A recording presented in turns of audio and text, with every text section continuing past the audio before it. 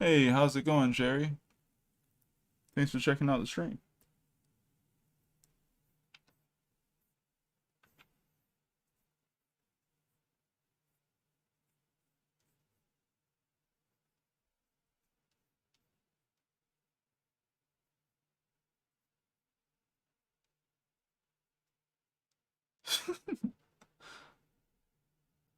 I'm doing okay. I've been listening to my friends talk about Yasuke today and the Netflix anime. And yeah, it's been interesting. I haven't seen it yet, but I don't think I will. As old Captain America said. At least I think that's what he said. But yeah, I don't think I will.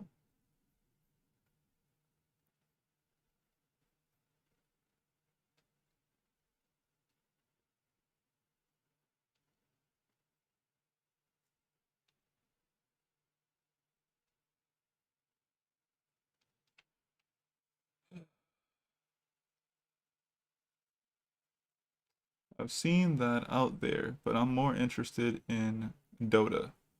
Ah,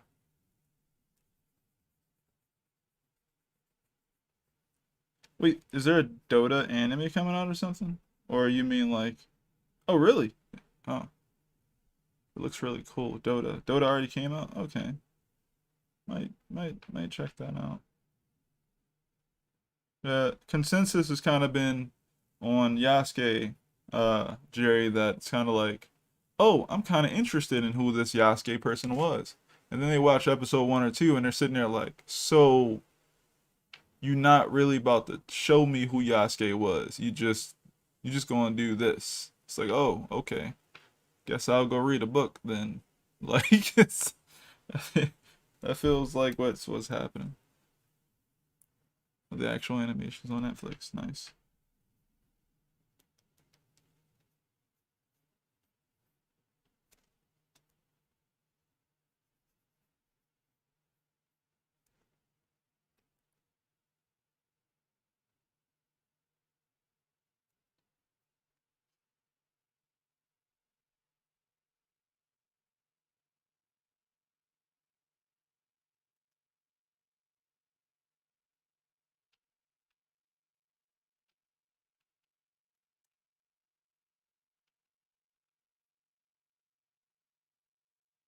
Mm.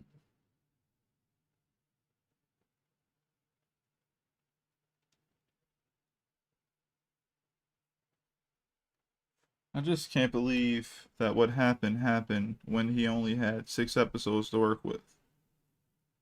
Like it was like 6 episodes, and this man was like, "Yo, I can tell the story of Yasuke. I can talk to you about yokai, and I can talk to you about giant mechs at the same time. And Oda Nobunaga is in there somewhere. Oh, and flashbacks at it just yeah, it for some reason it just couldn't just be yeah. Yeah, it just couldn't be the story of Yasuke. That's kind of depressing a little bit. Yes, he's yeah. The guy is already interesting.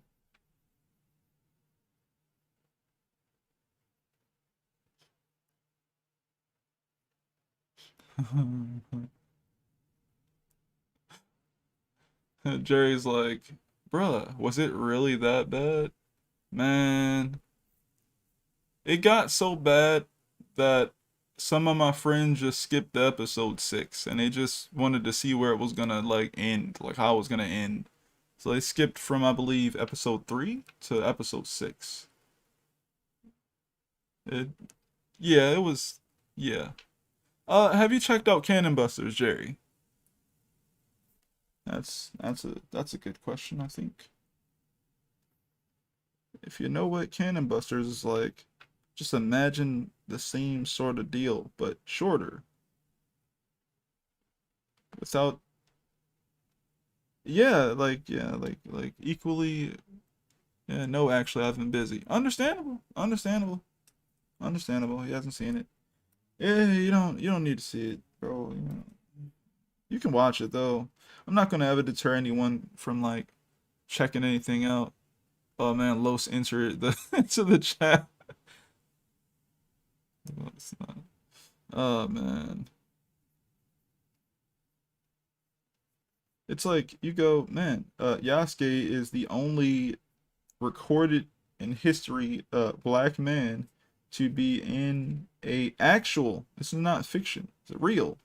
An actual uh samurai. Like he's an actual samurai, a real one. And for some reason they didn't think that was gonna be interesting enough. So they was just like, yo, we're gonna put some yokai in here. We're gonna put some robots in here. And we're not even gonna start off with him being the samurai anymore. That's gonna be his past. It's like, but huh? Why?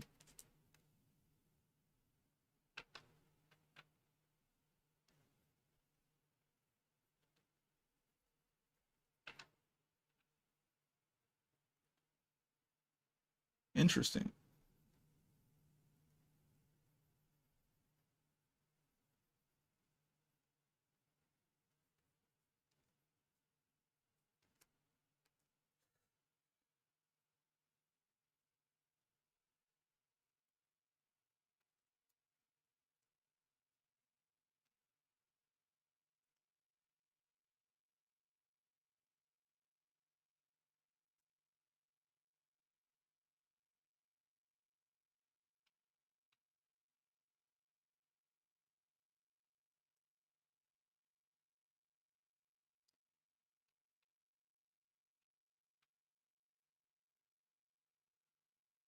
I don't know what it is with people jumping around when it comes to flashbacks, but it's interesting, I'd say.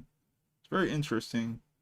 I don't like it all the time. A lot of the time, it's not used very well. I feel like in video games they use it decently, but that's because you get to play as the character usually. You get to actually interact. So things don't affect you as much storytelling wise as it does when you actually have to interact with the things in that world. But you being just a viewer, you're either watching the story or experiencing the story based on how well or immersive it is to actually be in that world. So I don't know. Jumping around with those flashbacks is kind of it's a it's something you're kind of playing with, and you hope it works. But I wouldn't bank on that. I would bank on the real time stuff that's happening.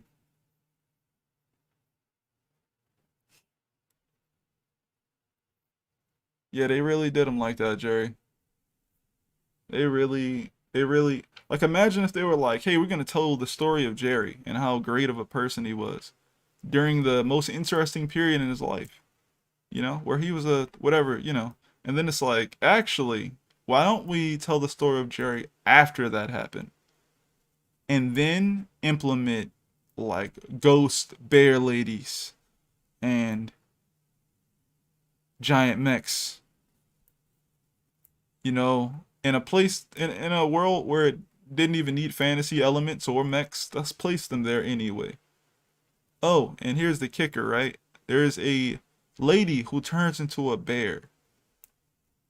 There was no nudity. They didn't do a pun. They could have did bare naked lady. Nope. Just a yokai bear lady. It's all good. Almost had a good pun. Nope. No cool hashtag there.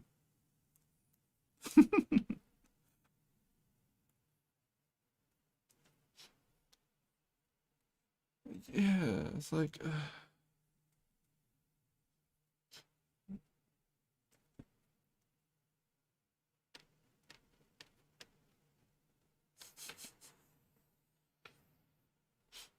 lol, not the bear puns. Come on, man. Like you gotta at least like have fun with some of the stuff you make. You can't just you got I don't know, man.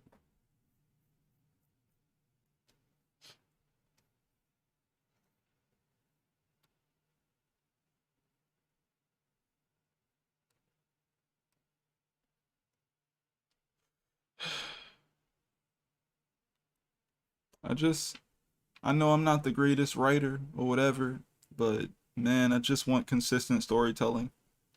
I just I just want better storytelling.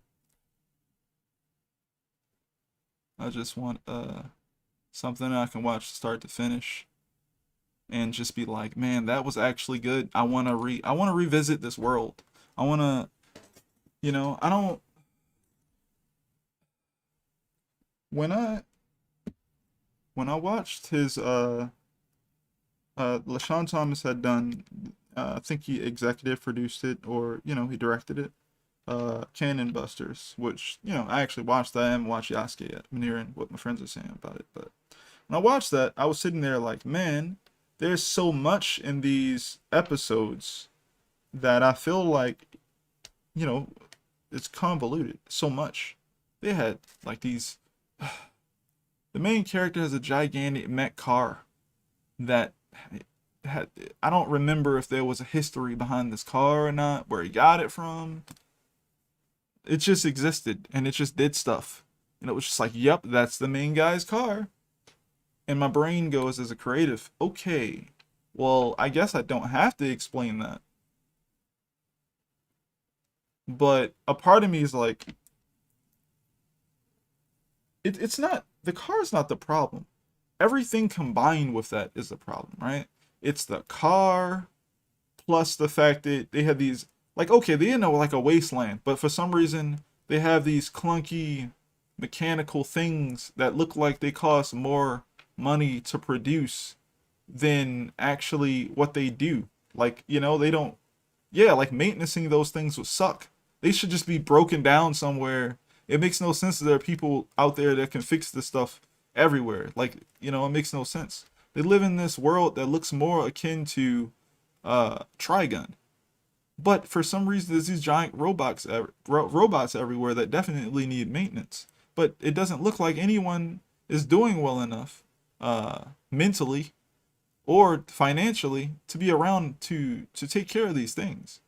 Then you add in the fact that there's like some ninja people and some samurai people still around, and there's these assassins, and they all got they all have these robotic things. It's like, wait, are we living in a world that's more like Trigun, but merging it with a world where there's freaking flying airships and people who have like cybernetic, I don't know, man. I just like, how does this lady's arms work?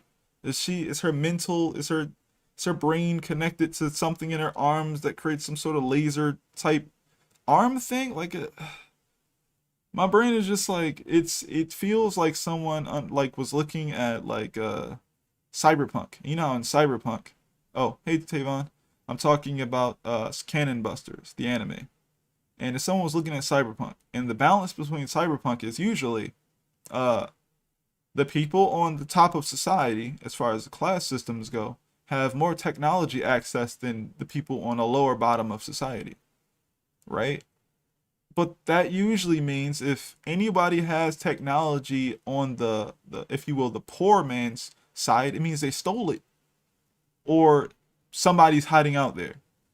For example's sake, Akira is definitely cyberpunk because everything they had over there, if it was Kaneda's bike with that freaking laser gun, he stole those things. It was not something he had access to.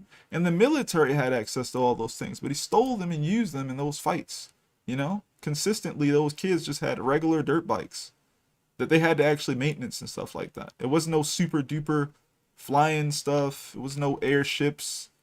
It's once you add an airship, we're talking about crazy amounts of money. We're talking about an easy difference between class and society. And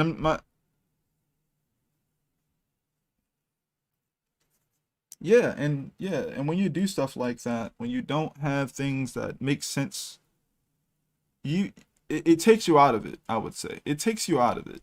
Even in video games, they do something with that, right? Like, remember in, like, I know it's a weird example, but Final Fantasy X-2, when they had the airships with the gold wings, those guys knew how to operate that ship. They knew, oh, something broke down. Oh, we need to replace this part. We need to do this stuff.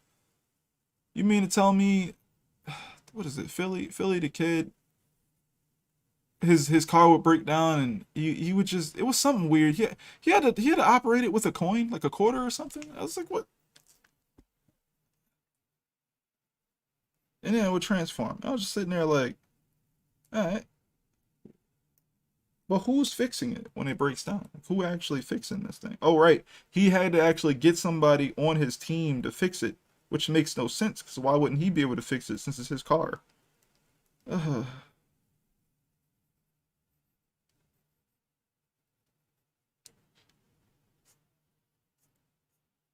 Hmm.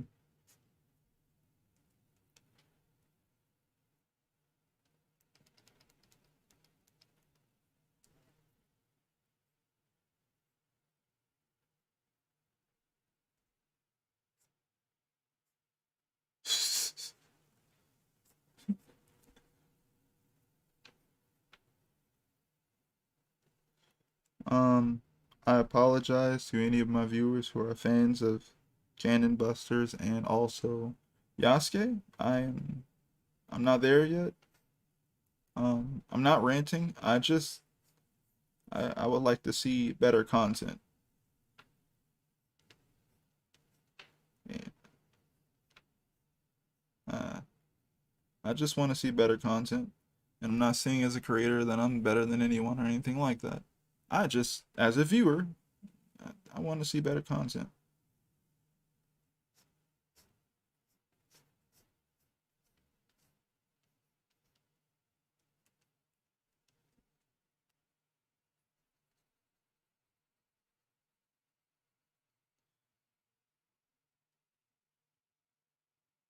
Savon says, "LOL, it sounds funny as hell though."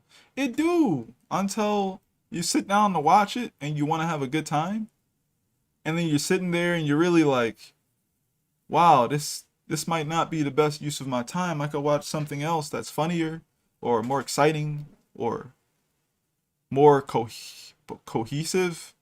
You know, like you could watch something that's more straightforward, just executed better, I guess. You know, it could be executed a lot better in many different directions. I feel like one of the worst feelings. Imagine if this show was running and you missed a couple episodes, right? Like, remember back in the day when like old school, what is it, season one Yu-Gi-Oh was going on, right?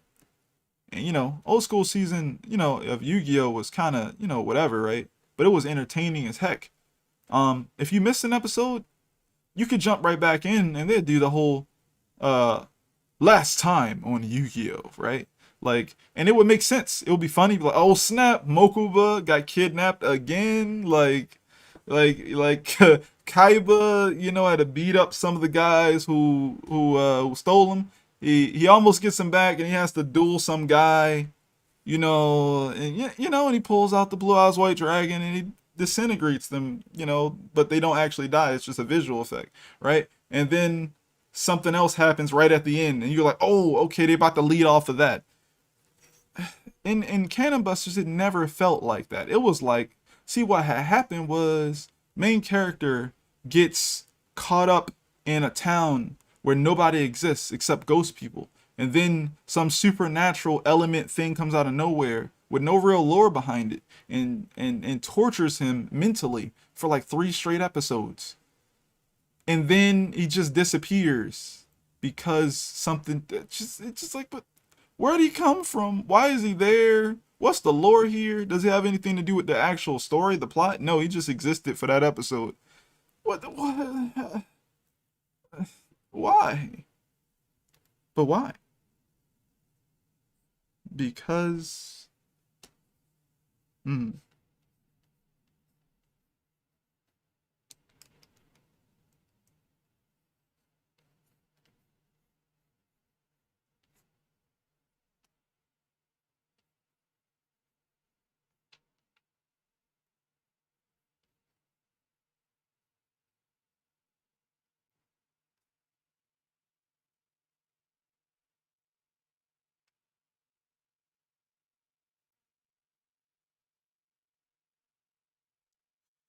Yeah, but like who wants to feel like they're watching two different shows?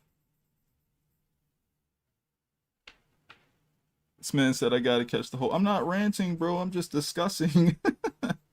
I'm literally just discussing it, and I guess I'm getting a little like just like man, I just want better content. But man, yo, Tavon, you should go watch it and tell me how you feel after you check it out. You already know what my favorite stuff is, and no, I don't expect things to be up there.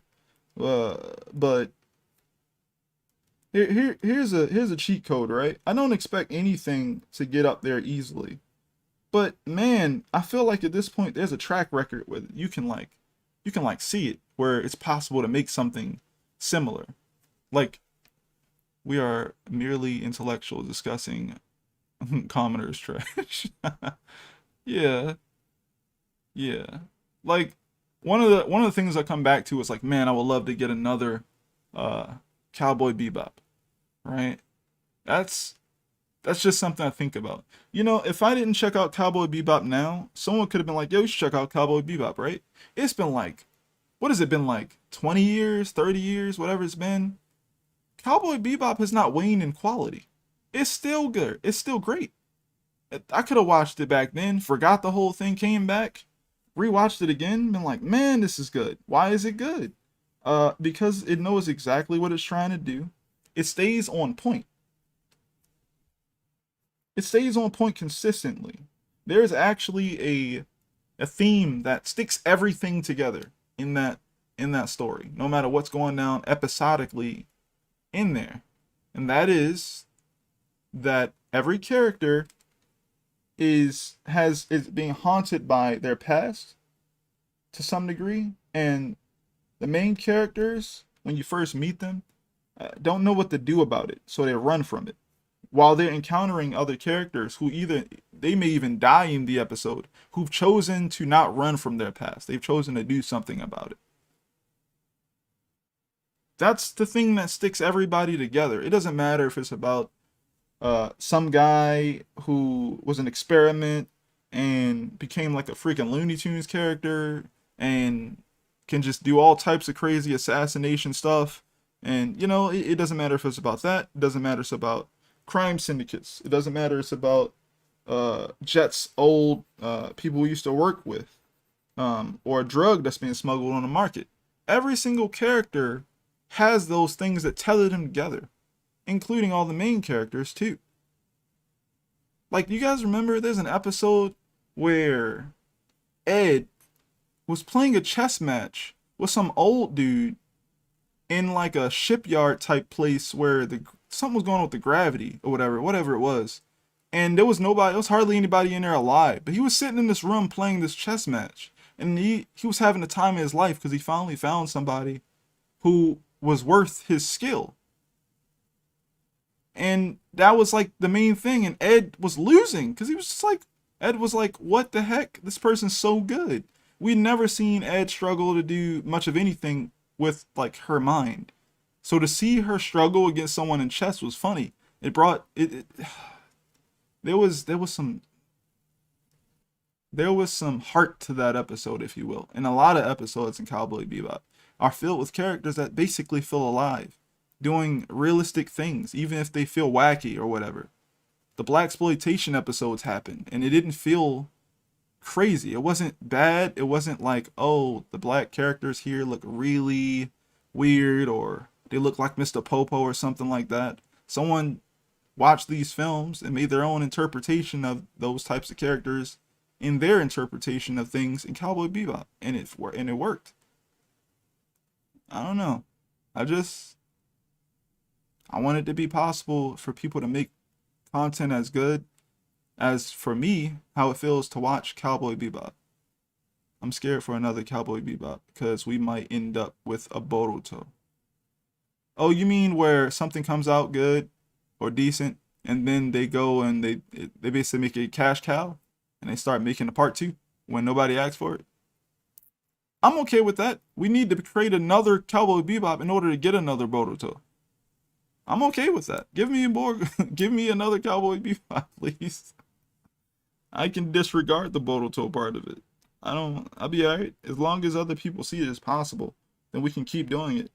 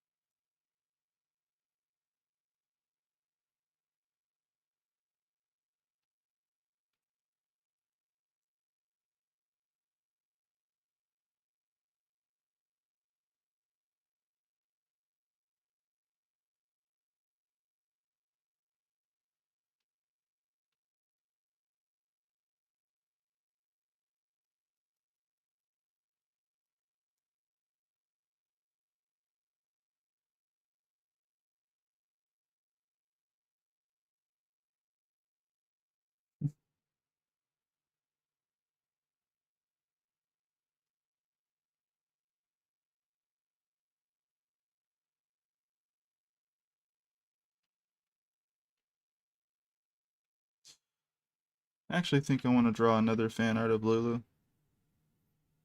Lulu, I feel like, is still the most, like, she looks like, there's certain like characters I find really appealing in like Final Fantasy, and like Lulu looks cool. Yuna's pretty cool. I like her character arc actually, going from summoner to, uh sphere hunter. That's freaking cool. I'm very biased, but I was like, man, Final Fantasy X is like the only Final Fantasy game I wanted to see a part 3 from. And for some reason, Final Fantasy, what is it, 13 got 3 games. And I'm just like, but why? It's like, but why? I don't get it.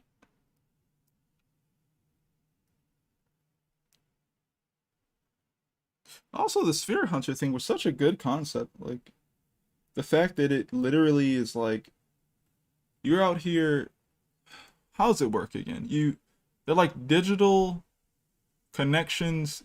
It's like if someone had like a camera and was like World Star or something, right?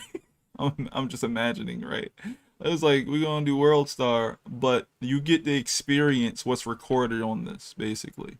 And these spheres are these artifacts of these moments. They could have gone so much further with that if they wanted to. They could have they could have had you really sad. Like, yo, this like this young person recorded like their happiest day ever or something like that. And it could be something that you thought wasn't that important, or like you take for granted every day, but like it was that person's favorite day. And then you find out later that like they had passed away in something tragic, and you just sitting there like, bro, that fucking sucks, bro. Like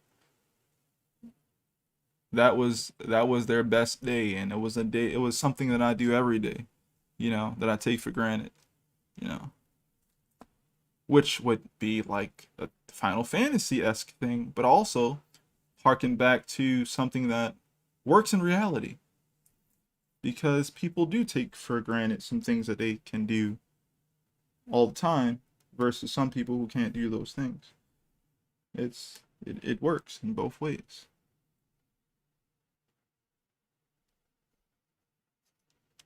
Which pencil am I using here? Okay, I'll use that one.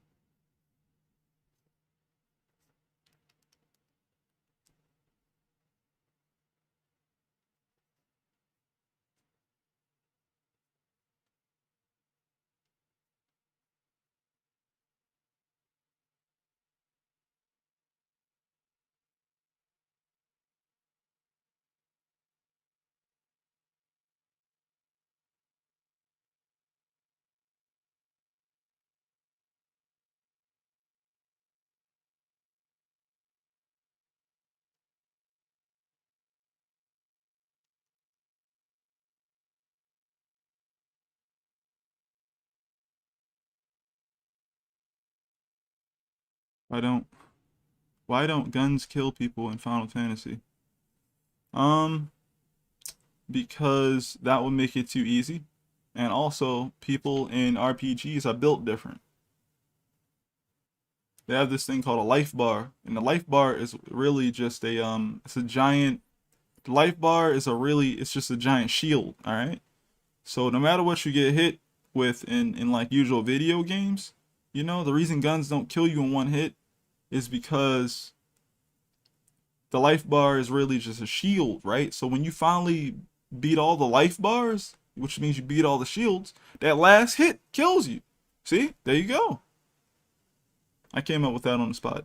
That I felt like I needed to.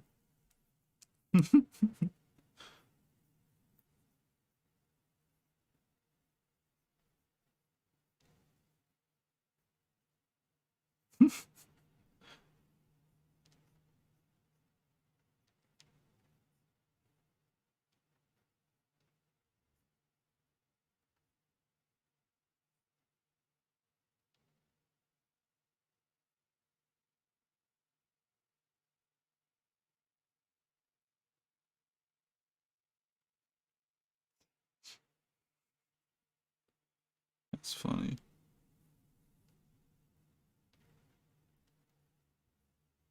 It's funny because they thought of that with Nathan Drake like that, like the whole like, oh, if he gets hit a certain amount of times, his luck's running out every time he get hit. Instead of him actually getting hit, it's him just getting more unlucky.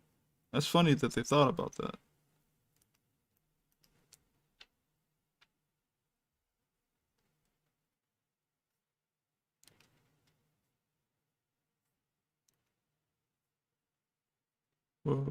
What? That was a movie? Los, what are you talking about?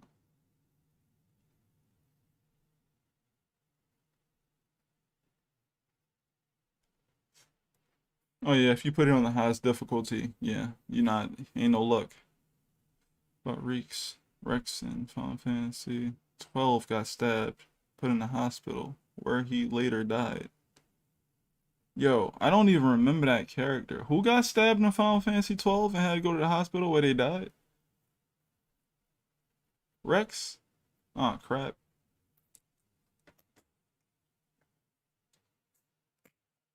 I forgot about him.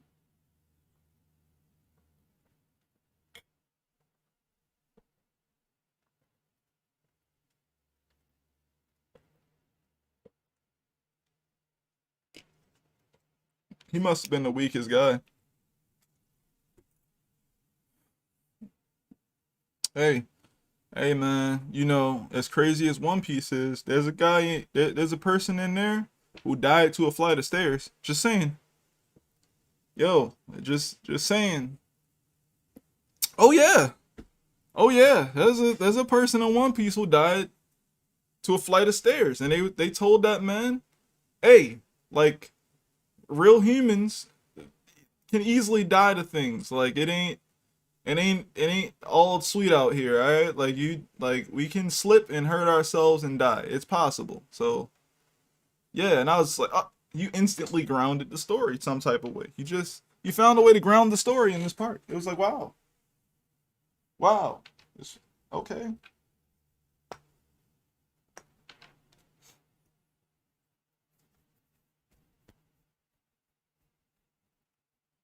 There's a euphemism for falling down a flight of stairs. You say?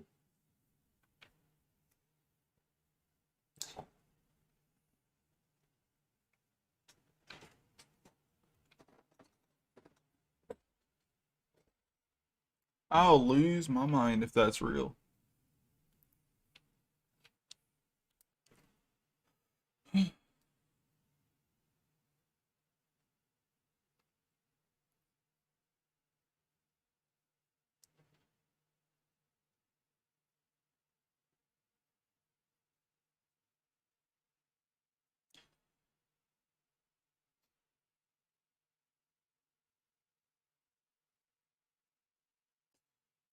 All right, so I just heard that it might be for some sort of euphemism when someone falls down a flight of stairs that they committed suicide. It may be true. I don't know, but I think they actually showed the panel some degree. I don't actually remember. Actually, it's been so long.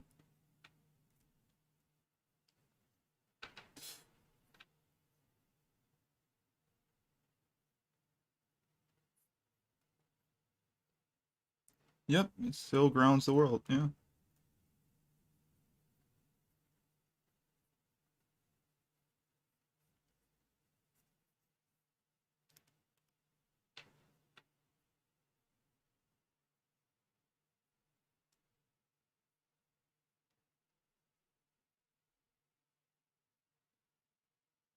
Hmm.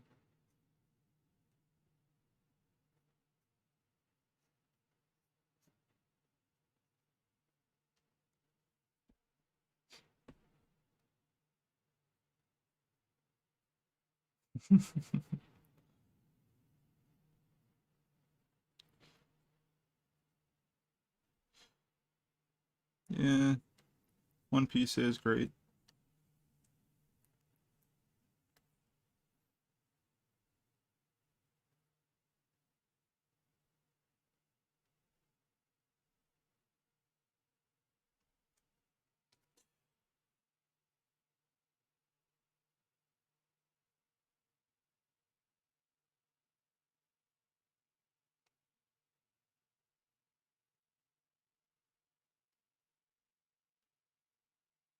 It looks odd. Why does it look odd? Because the shoulders aren't far enough.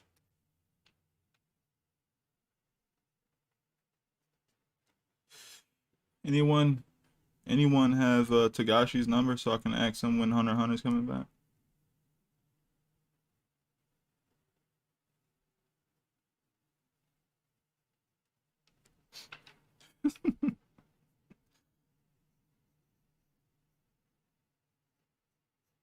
I really just wanted to check out more. Actually made it to the last content that was available when it comes to the anime, and man, it was great. And it was just like, oh really? There's more content out there to check out? But I was like, oh, I'll check it out when the anime comes back or something. And then I was, I've been waiting for years now. Like, wait, this guy hasn't updated? And I'm like, yeah, Brand, he just like outdid himself. He beat himself again for essentially having the longest hiatus from several previous year or something like that. Like he just did it again. He's been on hiatus for like 2 years. I'm like, what? And Jump's still paying this man? I assume, right? Like they're still cool with him. They haven't severed ties. I'm like, man, all right. Sheesh, he might just hang up though. Man, he might. He might. He might just hang up. I don't know. I just, hmm. You just think about, man, One Piece is pretty good. And then you go, Hunter x Hunter is also pretty good. And then you go, man, Hunter x Hunter fans haven't been eating for like a good while now. And that's kind of different. Because I know that people are eventually going to scrutinize One Piece when it finishes, no matter what. Like, no matter what, anything ends, you're going to scrutinize it. Heck, I'm going to scrutinize it because, it's done. Best time to check out and go over everything and see how well it was done would be when it's actually finished. You can just look over everything.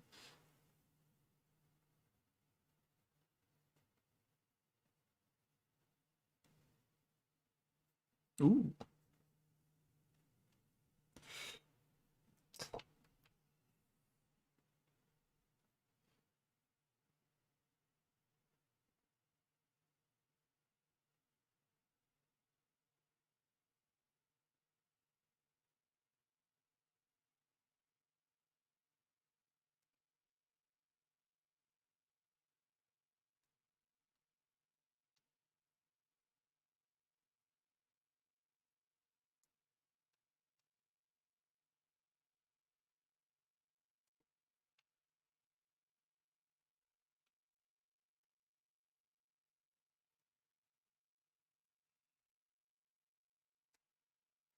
Hmm. Why you do this, bro? I'm sorry, chat. I'm sorry, chat. This man just brought up Game of Thrones and how talks about how he likes to think about how series stick their landing, and he brought up Game of Thrones, and I'm already in pain.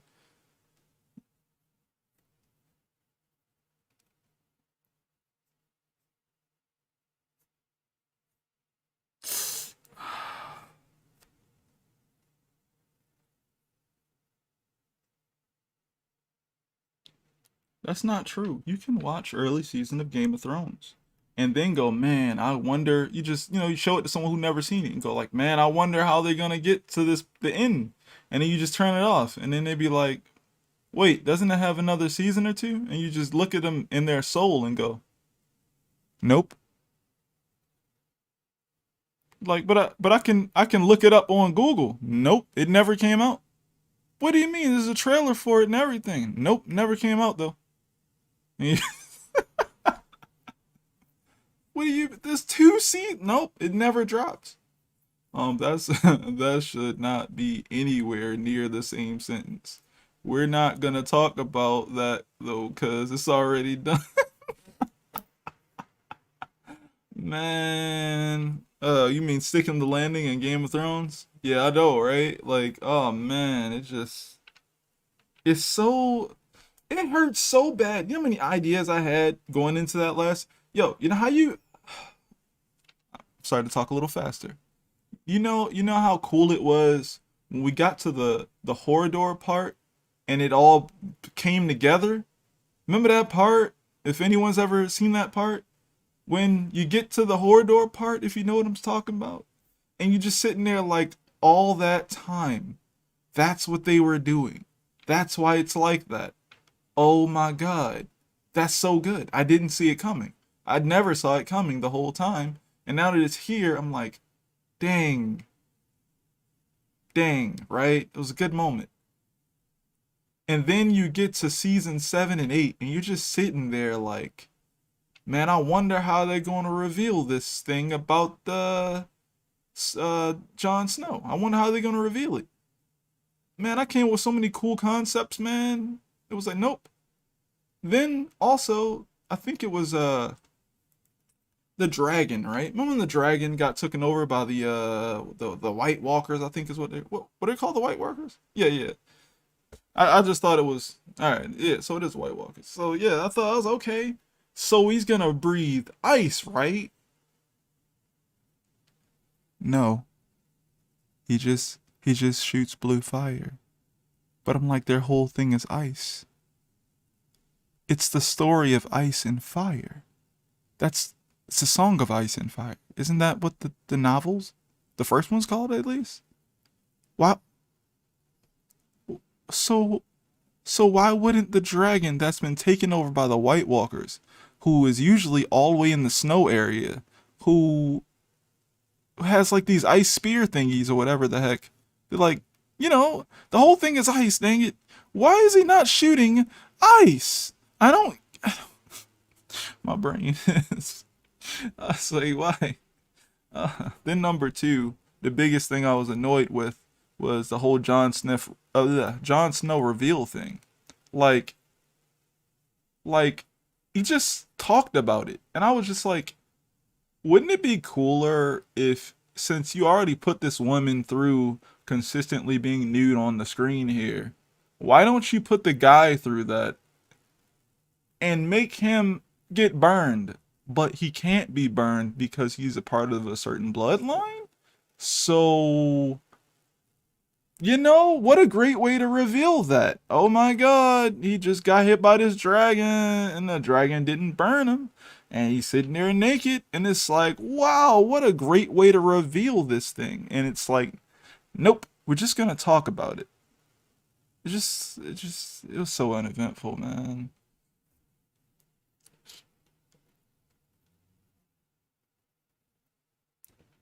Yep. In front of us. Then yanked it over so far away. Thing goes. Then threw it off a cliff. Read some of the books though. Right. Yeah.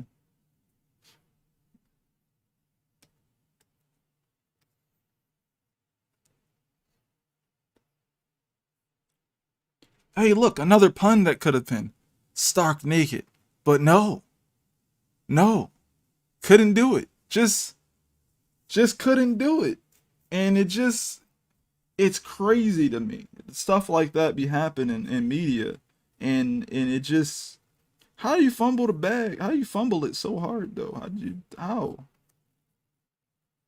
Because honestly, here's my thing, right? I still think, and some people are gonna say no, I'm wrong. That's fine. I still think that in a different way, Game of Thrones was as good as Breaking Bad was for a TV show. I do. I still think so. I don't think that the ending part of Breaking Bad was anywhere as good as the first few seasons, like the first like three-ish seasons. It was you just watch the whole thing. It was so good, but then you get a little further past a certain part, and things start to die down drastically. It's not. Yeah, that is a strong statement, Jerry. But those, you got to remember that the battle of the what. I don't know if I don't want to say that word. The battle of the what. What's happened, and man, it painted a picture of someone in war being like, what is it called? Uh, it had a feeling of claustrophobia. I'm not used to that. Usually, what they depict to us is carnage. Oh, someone's in a battle, a lot of people are about to die, carnage. This guy was being buried alive on the battlefield, and it was directed so well. It just looked chaotic. It looked very chaotic. It was good. And yeah, all it's there's so many good episodes of Game of Thrones that you wouldn't believe are as good as they are. For forever, I can't look at anything with a CGI dragon on TV. Because it won't look as good as Game of Thrones stuff. So it in that way, in like good CGI for a fantasy series, nothing looks as good as Game of Thrones. That means try going back to Merlin. Y'all remember Merlin? You probably don't. Remember Merlin? Merlin was a fantasy show back in the day. You know, we used to just watch whatever back in the day. Now that joint just look real bad comparatively. They had CGI dragons flying around for like, I don't know, 3, 4 seasons?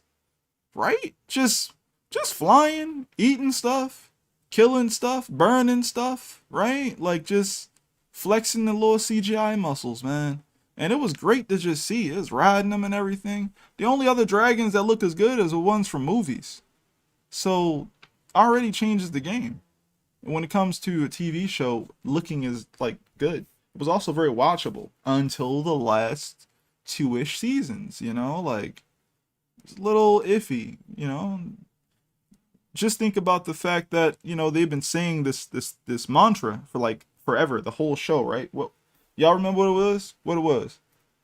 What was it? What was the mantra they kept saying like every season? I'm gonna wait for Kenan to say it. No, he gonna say it. Kenan not here, is it? I believe it was a winter is coming. And then you take that and you have the final battle be Cersei. Why is Cersei the final battle if winter was such a big, yeah, winter is coming, right? If Why is Cersei the final battle if winter was such a big deal?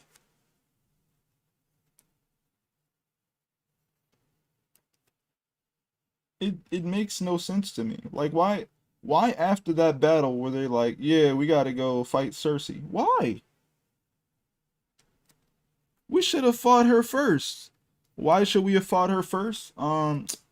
Easy because why don't we have the force we need to go ahead and fight the people that's coming from the north?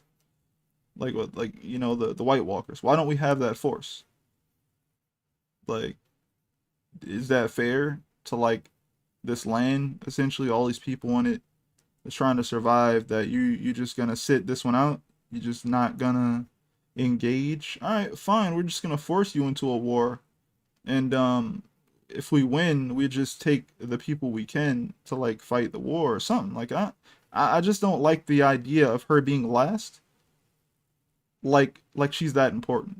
Comparatively, winter is coming thing should have superseded everything else. It should have made something more drastic in different directions. So. Oh, and another thing that sucked was obviously Cersei was nothing compared to the whole like White Walker thing, right? So so when it went down, it didn't feel like much. It just was like, wow, we're really about to fight another battle after we just barely survived the White Walkers.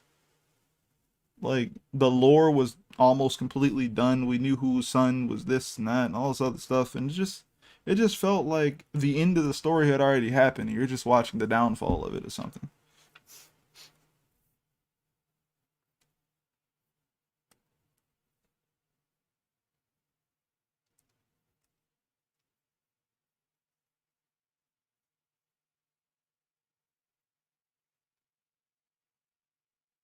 Did I make that last too long? I'm sorry. Yeah.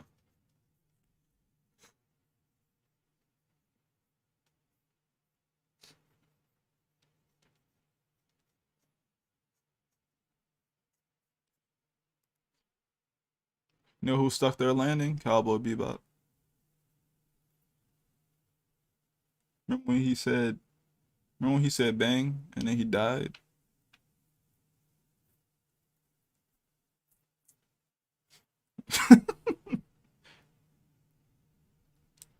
Remember when they stopped talking about the characters and they said you're gonna carry that weight and then the show went off? Man. Jerry's like, I can't argue with that statement, man. That you just sitting there like you just start thinking about your life a little bit. Like, wait, hmm, I am gonna have to carry that weight. I am. I'm gonna have to do it.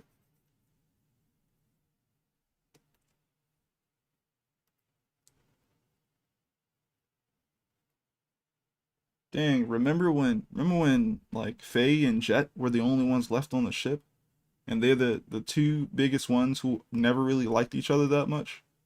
Man, just just the symbolism in all of it.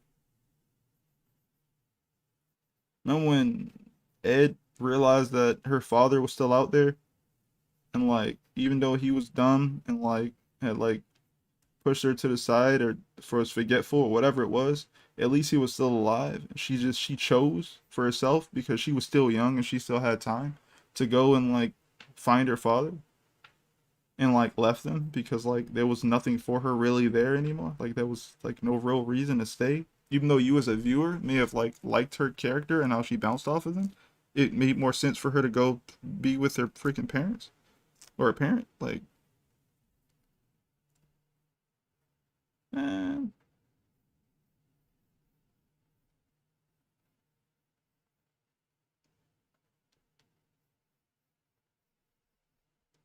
why is this man in front? What's happening? Cowboy Bebop was the GOAT. Yes, yes it was. And even though they have made other good anime, it still hits. Still hits. And it's still really good.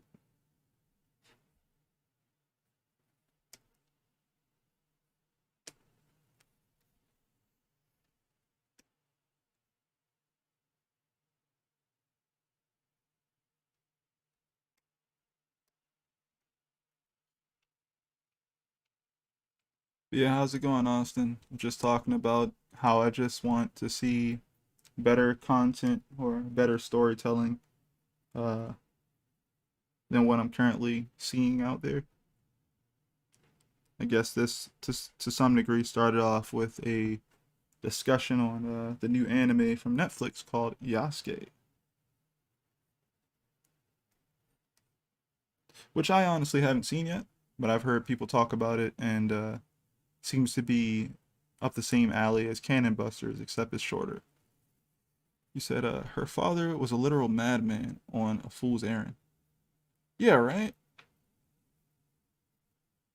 But did you know that he was on a fool's errand? But like I believe he was doing something for that planet. He was actually trying to do something that seemed crazy, but it was helpful to some people for some reason.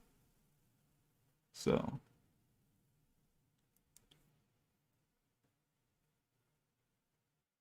yeah. Yeah, yeah, Austin. Again, I'm not gonna say you shouldn't, but it just might not be worth your time. As my friend Lo said, whatever you think that show is, probably isn't what you think it is. I remember when I saw it, or I saw the trailer for it today. Actually, I watched the trailer after my friends were talking about it because I said I was gonna watch the trailer anyway. And I was like, "Hey, this looks cohesive. This looks like from the trailer that there's this guy, and he's being hired essentially to protect someone." And they were like, "No, that's not exactly what that story is about. That's what we wish it was about, but it's way more and it's convoluted." And I was just like, "Oh, well, crap, LaShawn didn't break away from his tired formula. Man, I don't,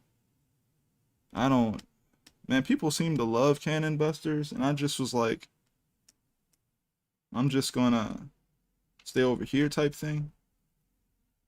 I made sure I watched the whole thing, because, made sure that I knew what was what, but I just was sitting there like, man, this isn't, this isn't it for me.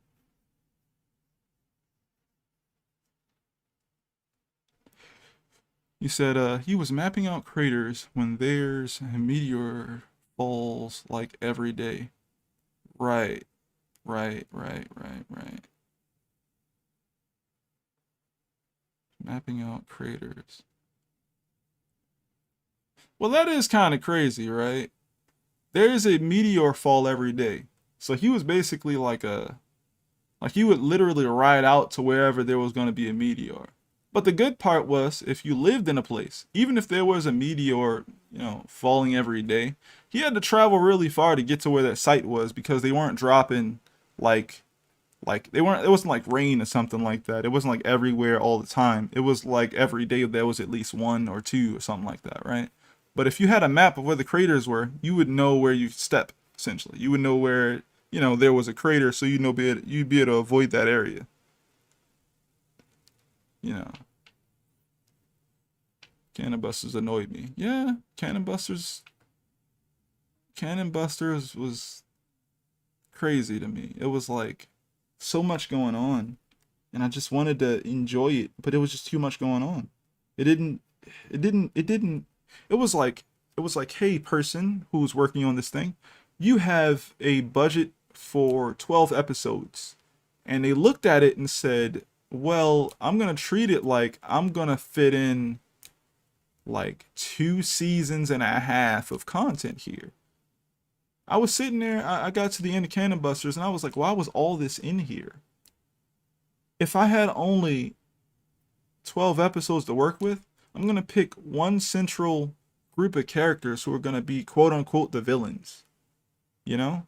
And I'm going to stick to that. I'm going to build everything up towards those characters, and then that's going to be the end. That's going to be the last 3 to 2 episodes, 2 to 3 episodes. That'll be the ending for this season. If I'm going to get another season, why do I need to rush? Why do I feel like I need to put so much in there? Think about the manpower.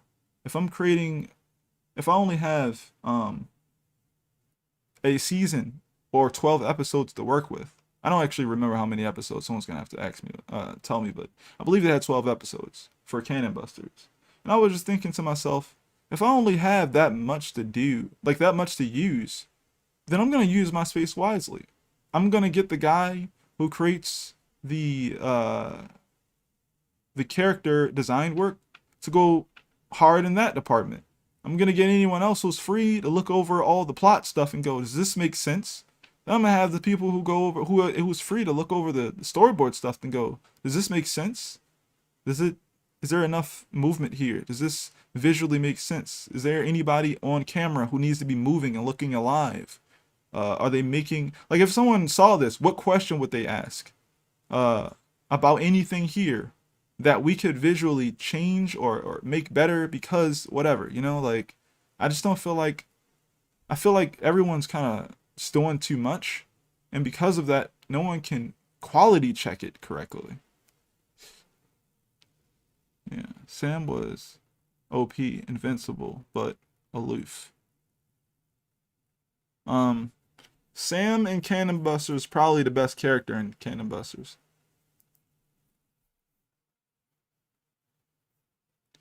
Yeah, could have handled better. The ending was all over the place. Yeah.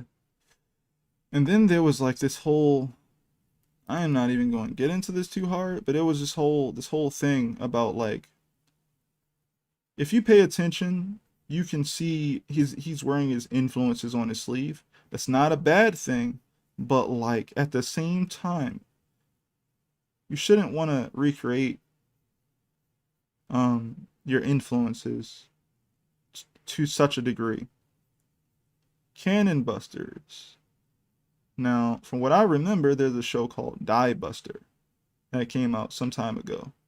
And it had some sort of transforming mech type thing, and there was this girl, and she was the main character, and all this type of stuff. And yeah, that already exists that way. And it had this trigger feeling to it and everything when he had her transform. I forget her name actually right now for some reason. She looked cool. She looked like she was going to be very important. She felt like she was trying to be important. The whole thing just didn't feel good enough, I guess. I don't know.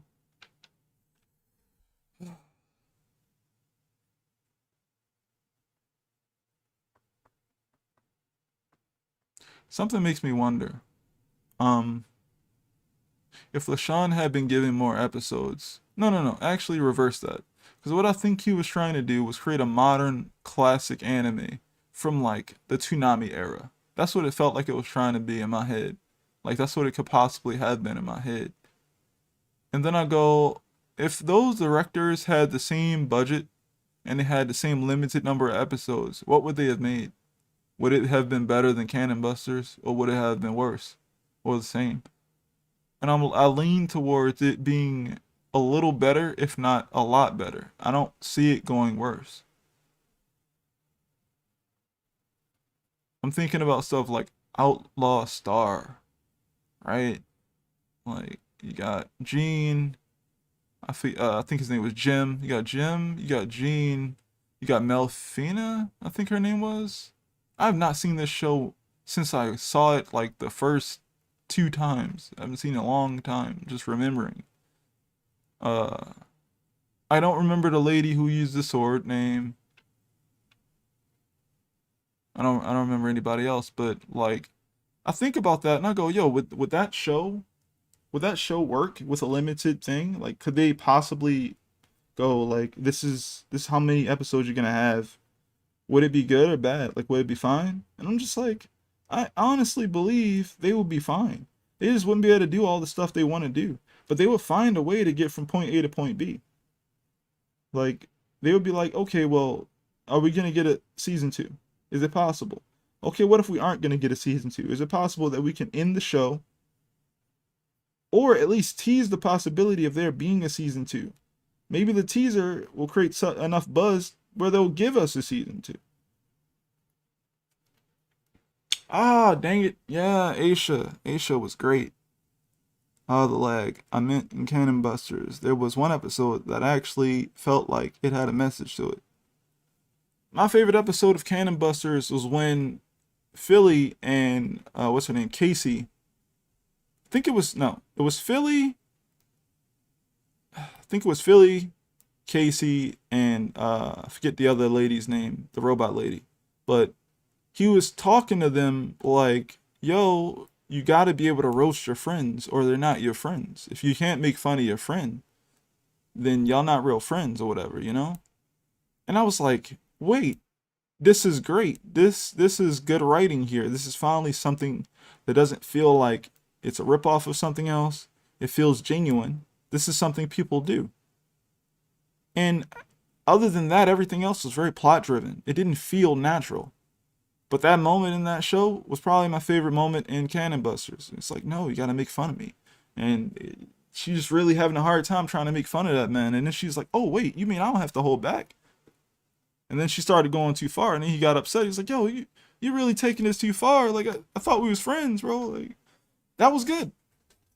If only it felt like that consistently. If the writing was up on that consistently for Cannon Busters would be a higher rated show, I feel. Definitely in my head.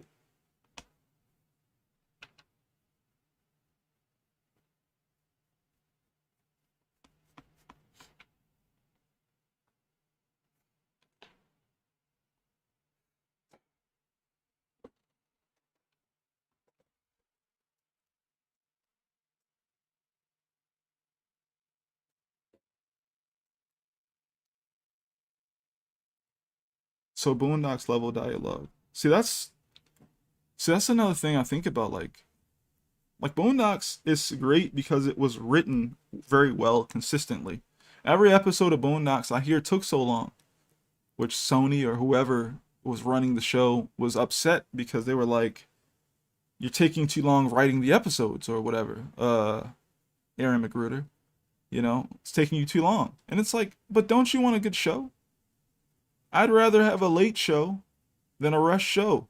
People think that hype is going to go away, and it's like, think about stuff like the Chappelle Show or Boondocks or even like Justice League, which I haven't rewatched in a long time. But Justice League, I believe, was um forget yeah, I think Dwayne McDuffie helped write that. We worked on that, the writing for that. I could be off, but I believe he did. And those things are timeless, if you will. They'll always be re-watched or rechecked out because of how good the dialogue is or the moments in it consistently, because they're written so well. People always come back to those. They instantly became classics because of how consistently well written these things were. And that's why I'm like, yeah, you can do that with anime as well. I'm pretty sure we have a lot of anime that we like. And then we have our upper echelon, right? Our top of the top.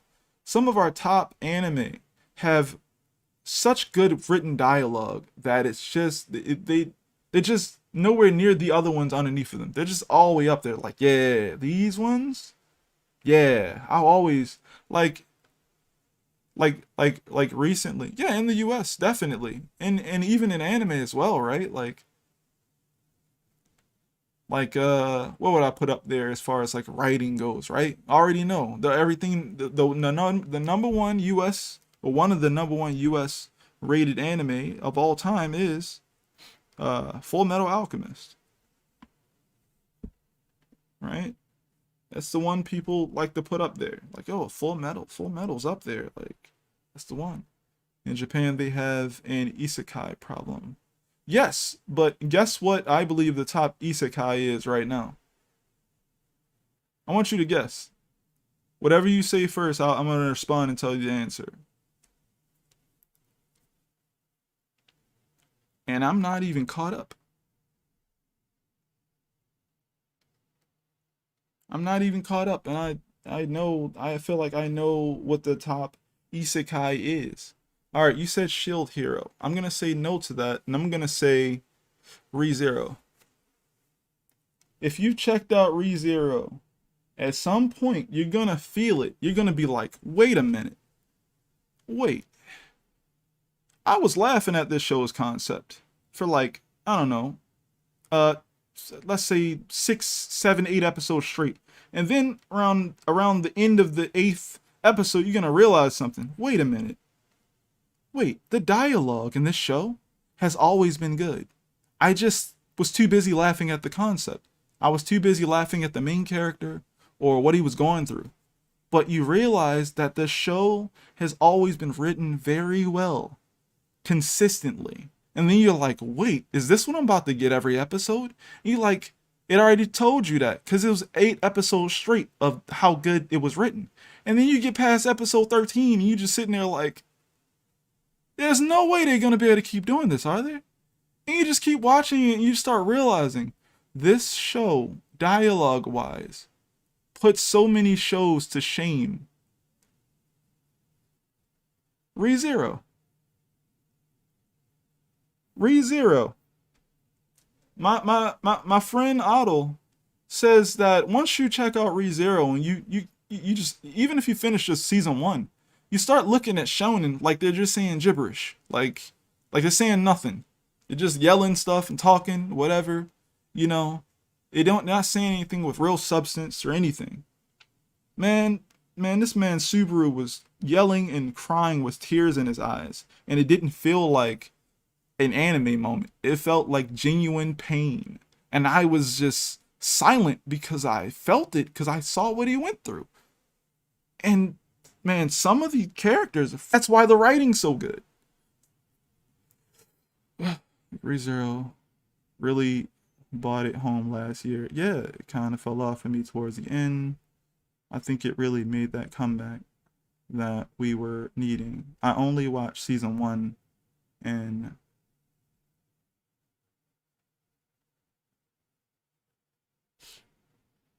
you meant to say Rem. You said Ray, you meant to say Rem, but that's okay. It's okay. I got you. I know you meant to say Rem. It's cool. He fixed it. I was say he meant to say Rem. It's all good. It's all good.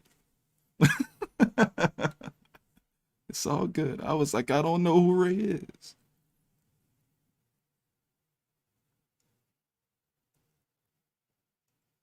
I don't know, bro. I don't know that many basic people who can kind of spin their limbs and take their last breath to unlock me from a dungeon I was never about to get out of to save me, bro. Like I don't know, bro. I don't know nobody who like listens to me talk about giving up. And even though I'm not the type of character who would ever give up after being mentally and physically tortured for, I don't know, many episodes, and then them to go, nah, that's not you. I would do all these things you just suggested if that was you saying it. But like you not the guy who runs away. So like I don't know who I'm talking to right now. You better stop playing. Like the dialogue, man. The dialogue was written so well. It's just so good. You just sit back and be like, wait, there's shows that can be done like that. So that's what I'm talking about, right? I'm not. It don't gotta be Sakuga every freaking episode, man. It don't gotta be. That's just something they put in there at this point. People think that a lot of younger guys think, yo, like that's what make anime so good. The Sakuga. It's the Sakuga, man. The Sakuga go crazy. And I'd just be sitting there like, no, it's really making moments and making those moments last. It's really just that. It don't gotta be Sakuga every episode. You can hold back on that for real. What's the point of Sakuga if the moment don't matter? You think someone's gonna remember? He said God of High School says hi. Man, it's just like what's the point of the Sakuga if the moment don't matter? Like imagine if someone was like, "Yo, like we got this cut where this guy picks up a cube and spins it, but we want you to animate it and make it like perfect. We just want people to be able to see every face of the cube that's being spun." Yo, is this gonna like be like a thing, a motif that we're gonna come back to later? No, we're never coming back to this. Well, why am I spinning it? What's the point? Oh, just the Sakuga, bro. We know you good at spinning cubes. So, like, can you do that for us? You just sitting there like, well, I want to get paid, so I guess. But like, there's no point in this. This stuff I haven't even seen. What's the name of that show, you guys? The something Wonder Egg, something. They were putting Sakuga on everything for like no reason. It was just like, yeah, she walked forward. Look at all the look at the fabric. Like look at the hoodie. Look at it's like, but why? But why? It's this isn't a comic, right? When Miura, who does Berserk, does anything in his comic, he's not animating it, right? He's making a moment of these things, and then he doesn't add those same level of detail to everything. He just does it on things that he feels like is necessary to do it on. Sometimes he even overdoes it, and some scenes can get darker than what they should be, and it's harder to read. But he doesn't do that all the time. It's just randomly. Sometimes you see one every, I don't know, let's say every 75 chapters you might see one. That's my guess, right? Because I've seen a few here and there. Most of the time, superb.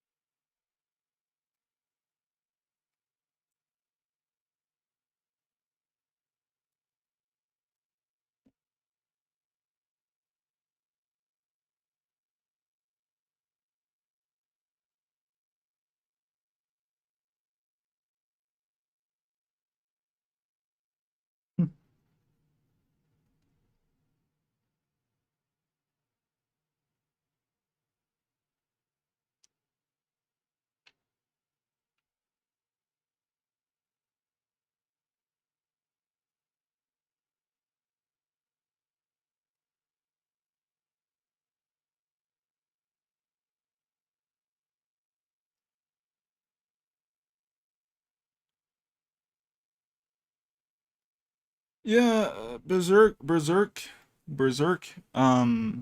is wonderful. It's great. It's great content.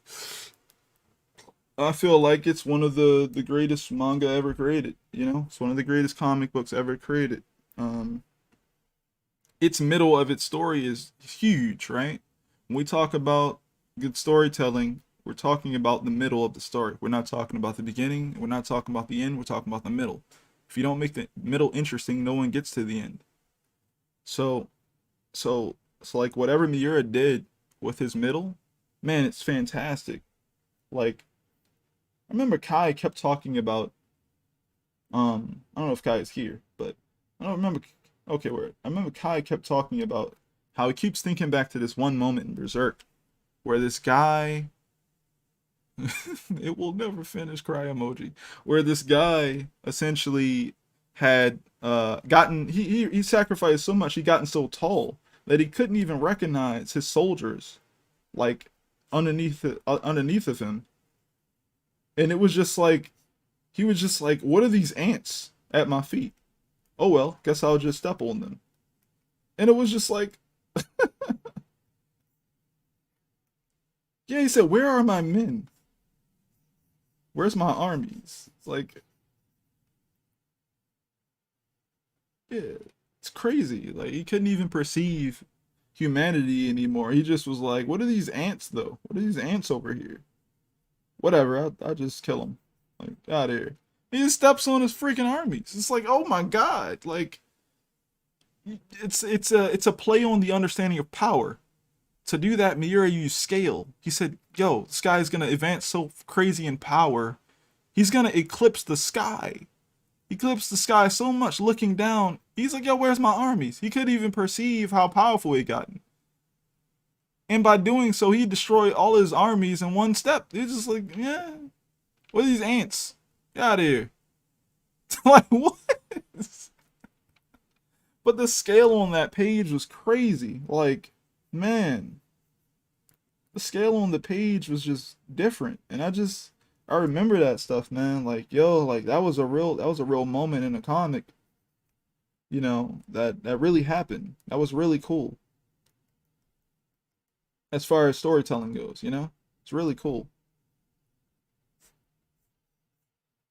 But I feel like a lot of comic book artists, when they create something, it can eat away at them depending on how they go about doing it. Which is why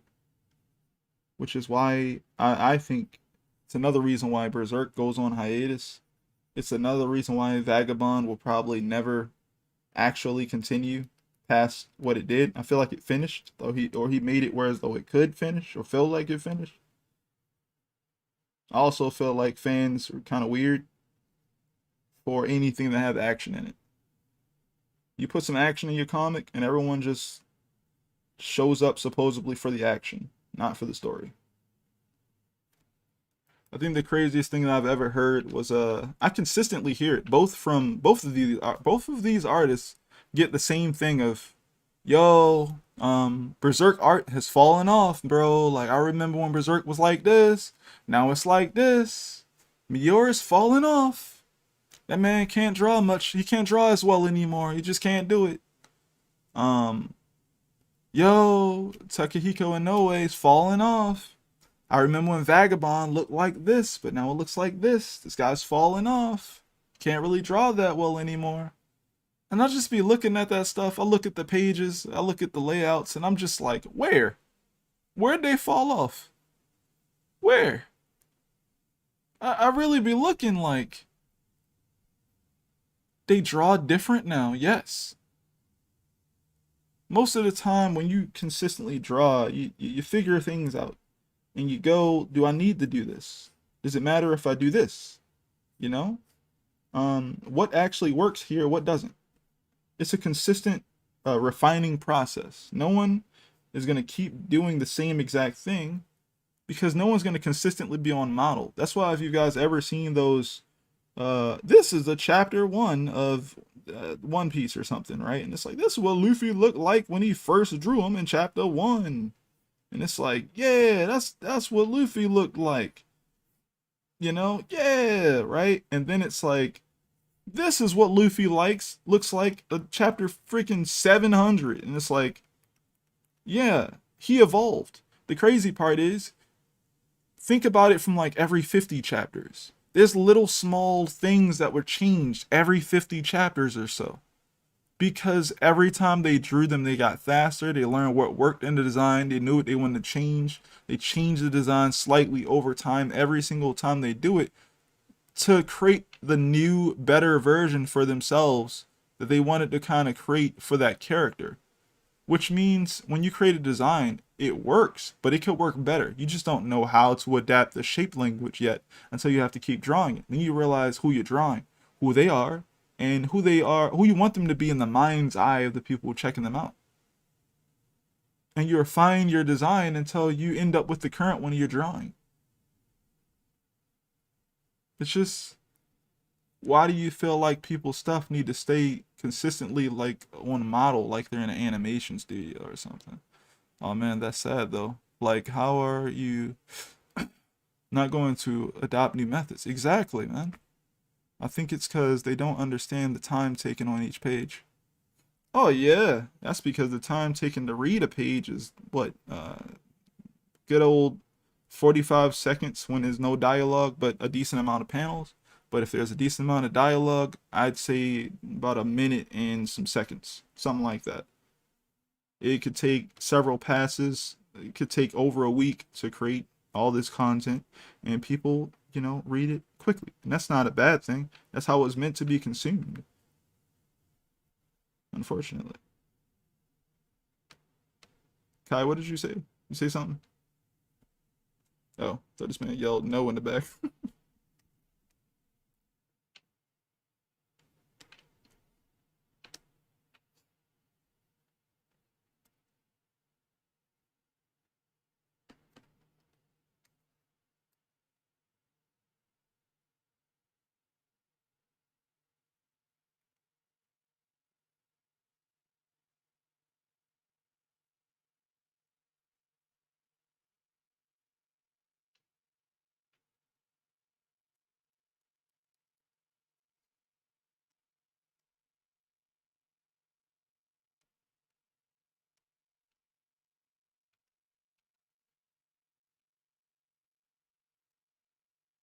Mm.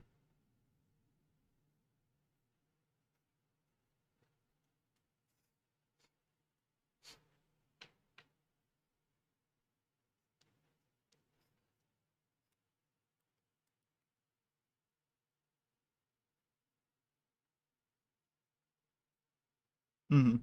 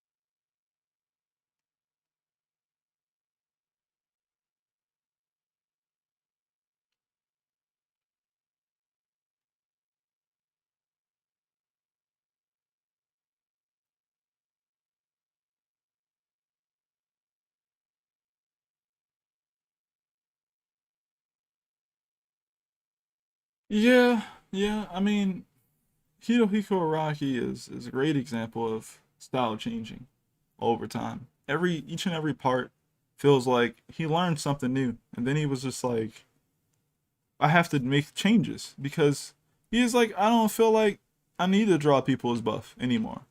Back in the day, it was cool because they could play off of the fact that uh, what's his name, the guy from Fist of the North Star exists and stuff like that. Yeah, Kenshiro. And all these other guys started becoming Kenshiro clones. And he was like, well, I'll do a little something like that, but I'll be different. And then over time, he was like, this ain't a joke anymore. This isn't like I'm serious now. Like, I know exactly what I want to do now. And he's like, okay, I'm starting to draw slender builds, you know? And when he did that, I feel like yeah, it was jarring to some people, but it was like, well, I'm gonna keep drawing comics anyway. Like you can come along, you know. And yeah, I feel like yeah, it's gonna be jarring when he draws older character designs that he already made, that he already said were buff. It doesn't feel like need to be buff anymore. But it's not a big deal in my opinion. It's something you just got to get over.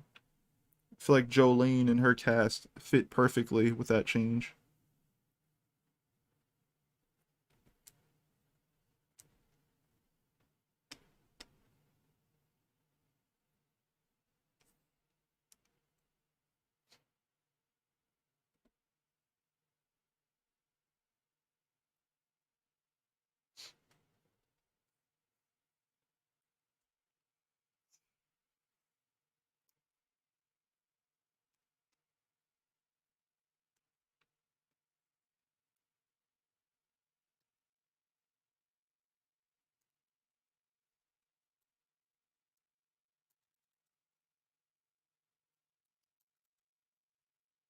Yeah.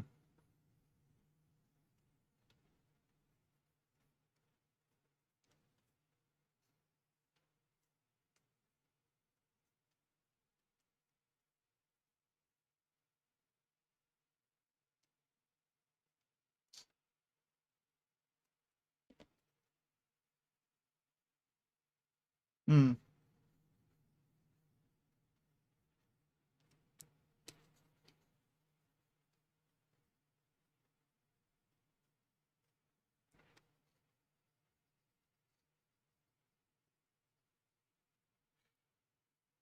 I honestly just think that it's a.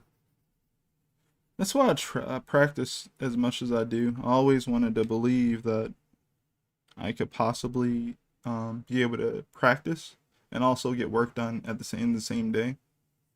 So like basically when I'm practicing fundamentals or maybe I'm working on a different project, which technically is a different type of practice. Because you're flexing different muscles essentially working on that project. But then when I'm working on my comic, I go back into that mode and work on my comic and get that stuff done. Which, you know, it allows me to keep progressing in different ways. Um, I always thought that that was a good thing to be able to do. And I still do. I think if you can only afford to work, you know, well, if it's helping pay the bills and stuff like that, obviously cool. But like I would like to be able to believe that I could train and practice while also getting work done at the same time. That way I'll be able to keep making progress.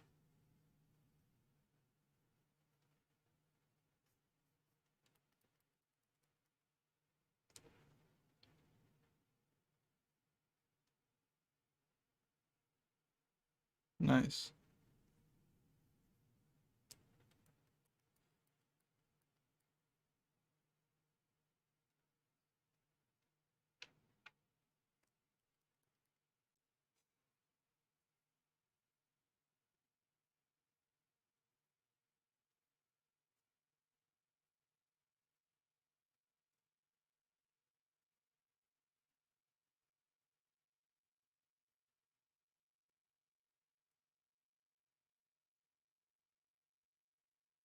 Hmm. Hmm.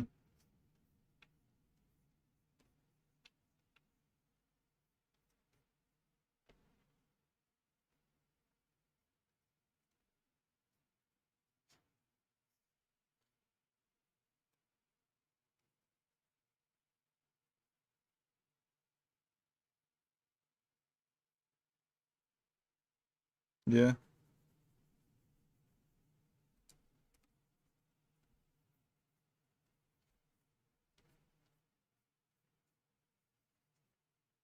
Nice.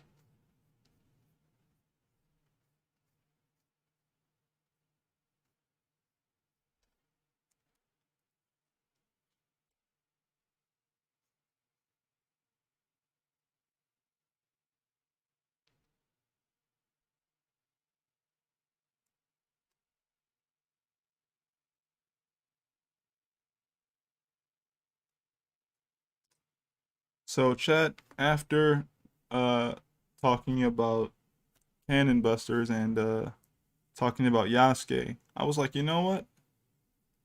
I'm gonna put on something that reminds me of what's happening in the trailer of Yasuke. And I put on Moribito. If you guys have never seen Moribito, check it out. It's done by Production IG, I believe. Very nice looking, uh has a decent story. Decent story, decent voice acting. Oh, and you can tell what's happening consistently. It's a good anime. I think it's a good anime. I give it something like 7.5 to an 8 out of 10 if I was going to give it a grade, which is good. It's good. There be some Sakuga moments in it, but it knows how to just be a story. It's not like, OD, we gotta keep people awake or something, or we gotta throw fights in there just to be something. It's like, no, there's a fight if there needs to be one because it makes sense to be one where it is.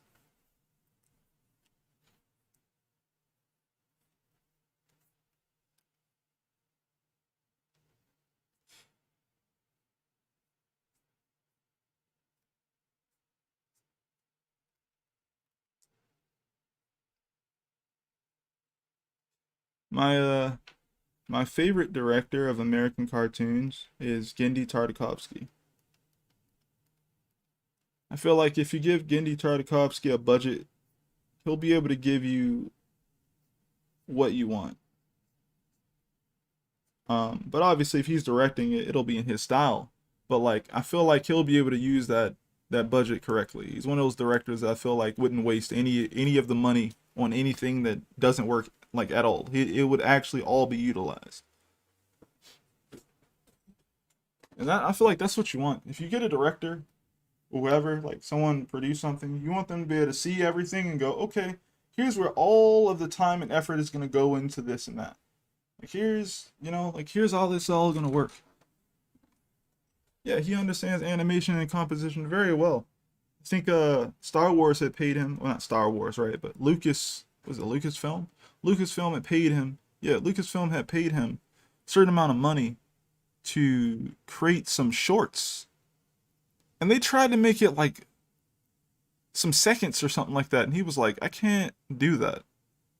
If you give me I feel like he upped it to like something like 2 or 3 times the amount of time they tried to give him. And they were like, okay, you can do it in like 1 minute shorts instead or something like that. And he's like, yeah, it's perfect. And he did such a good job to get a man a season. Like, and it was like, okay. And he did such a good job with that. He did such a good job. Primal was dope, and there's hardly any dialogue. Pacing is through the roof. Yeah, so good. 5 minutes an episode. Yeah, 5 minutes an episode. There was this part, because I actually watched it more so recently.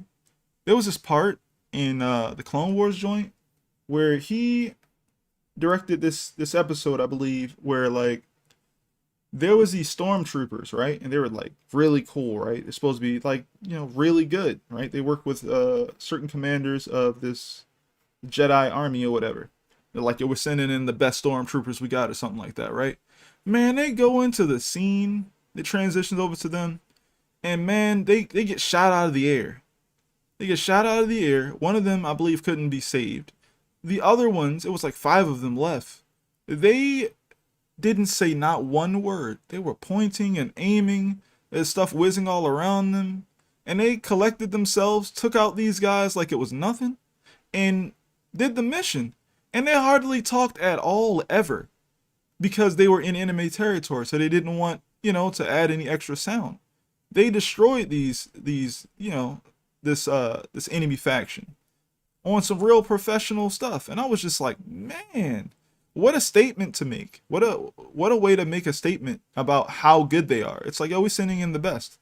And instead of you telling us why they're the best, or someone going like, ooh, like they're the best, or no, they just showed us why they're the best. It's like, that's great. That's great.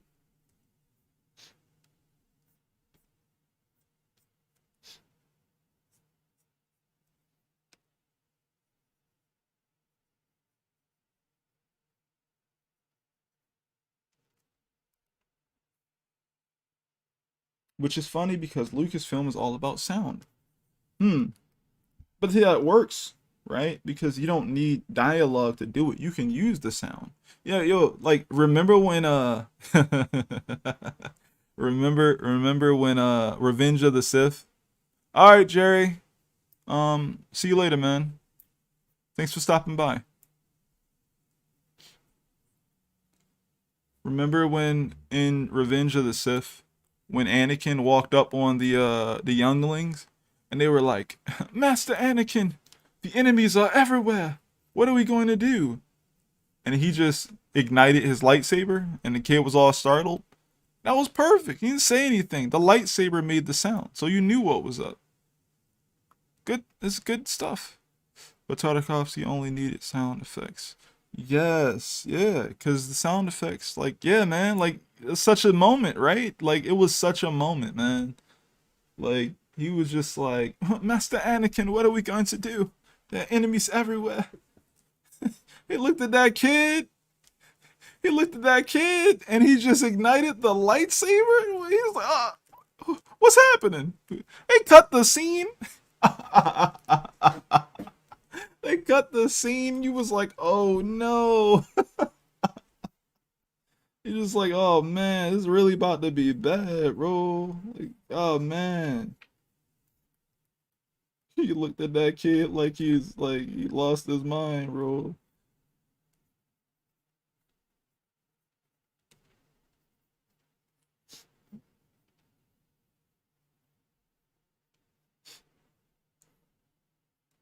You know the craziest part about that scene? That scene was shot, but they cut it out the movie where he's cutting them down. Yeah, George Lucas is different. And he was all like, "Yeah, and now Anakin, cut him down. Yeah, just and cut the other ones down too. Yeah, perfect, bro. I don't think this should be in the movie, bro. This kind of different. Why, bro? We shouldn't do this, bro. Shouldn't put this in the movie, bro. I don't know. You know, a lot of kids like Star Wars, bro. I don't know, bro. Maybe we shouldn't put this one in." George was like, "Come on, nah, bro. I don't know. I don't think we should put this in the movie." He's like, "All right, fine, we'll cut it." It's like, "All right, bro. Thank you, bro. Please, bro." Yes, I think it didn't make it past the first screening, right? Like, it's like, oh my god, he's killing these little kids in the temple, bro. That's crazy. Master Anakin, they're everywhere. What are we going to do?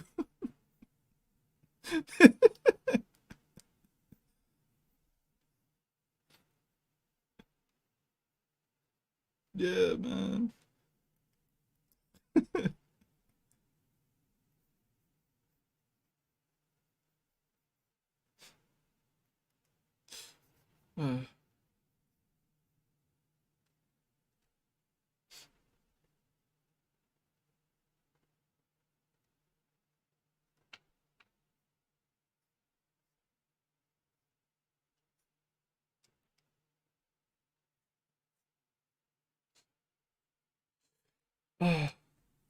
Honestly, that's a great question, but I'd rather not say.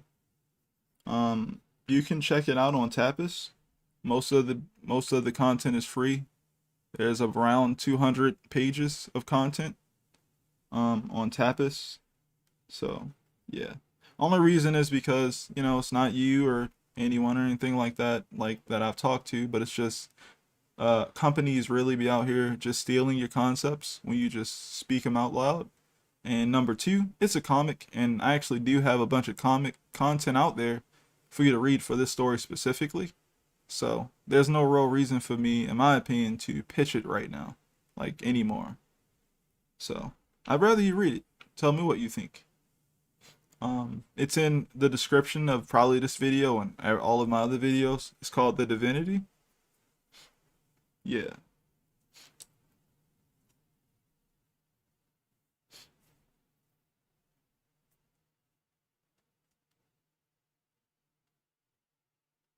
Word.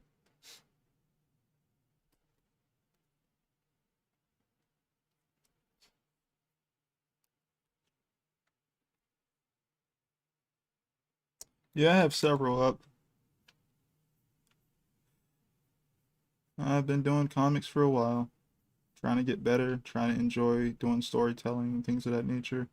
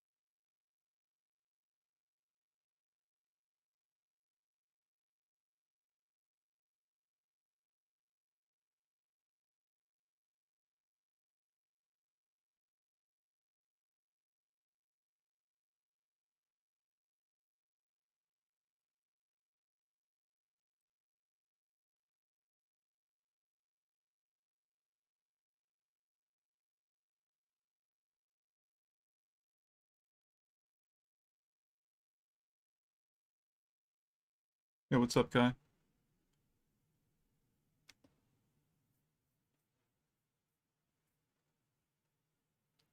That would be amazing.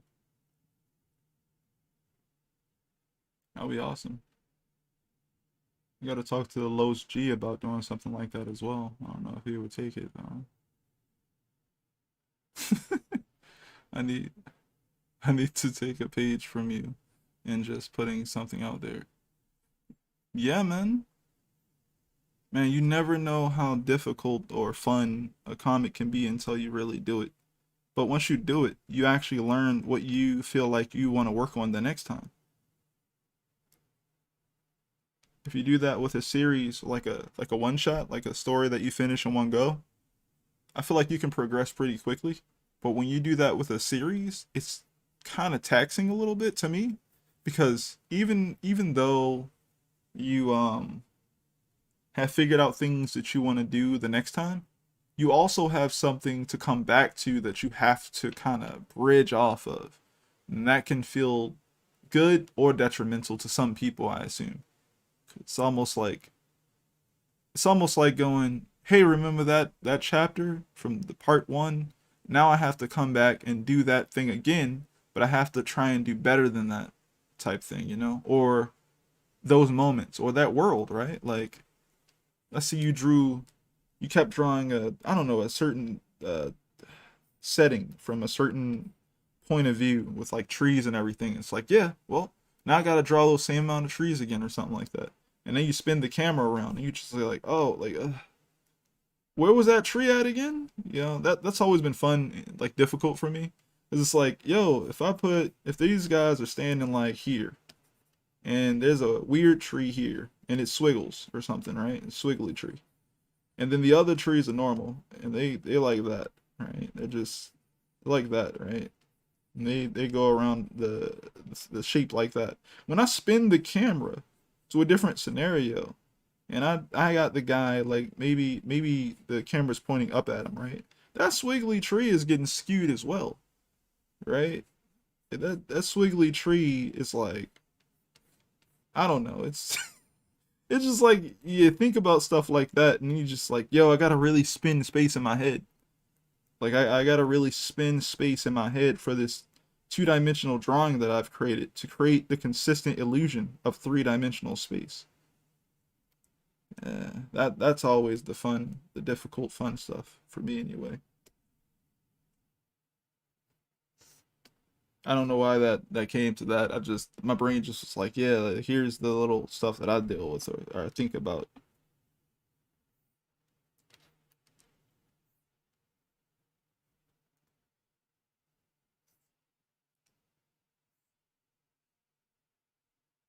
Yeah, layout is to me the true comic making uh like part. It really is. It's where all the yeah, it can be involved though. Yeah, especially with interiors. Yes. That's interiors are what I think about when I think about comics. Some people think about covers. Some people think about the movies, you know, some people think about the splash pages. I think about the story. I think about the moments in the story that actually mean something because of how it was depicted in the setup to the comic, you know.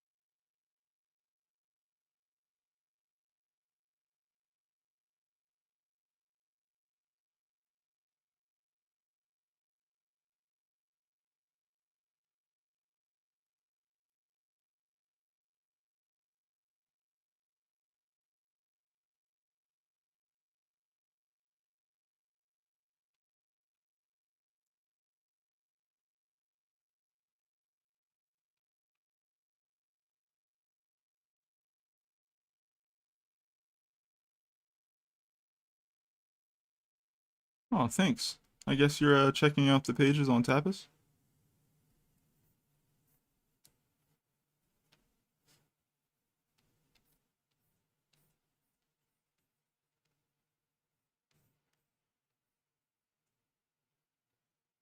Oh, thanks. I appreciate that.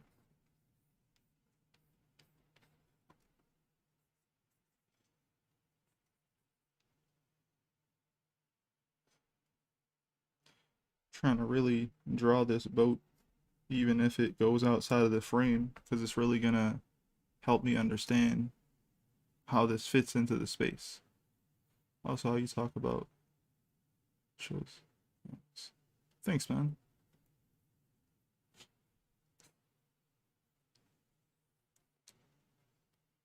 Yeah, I just love comics. I love comics, like good content, just want better content to be out there.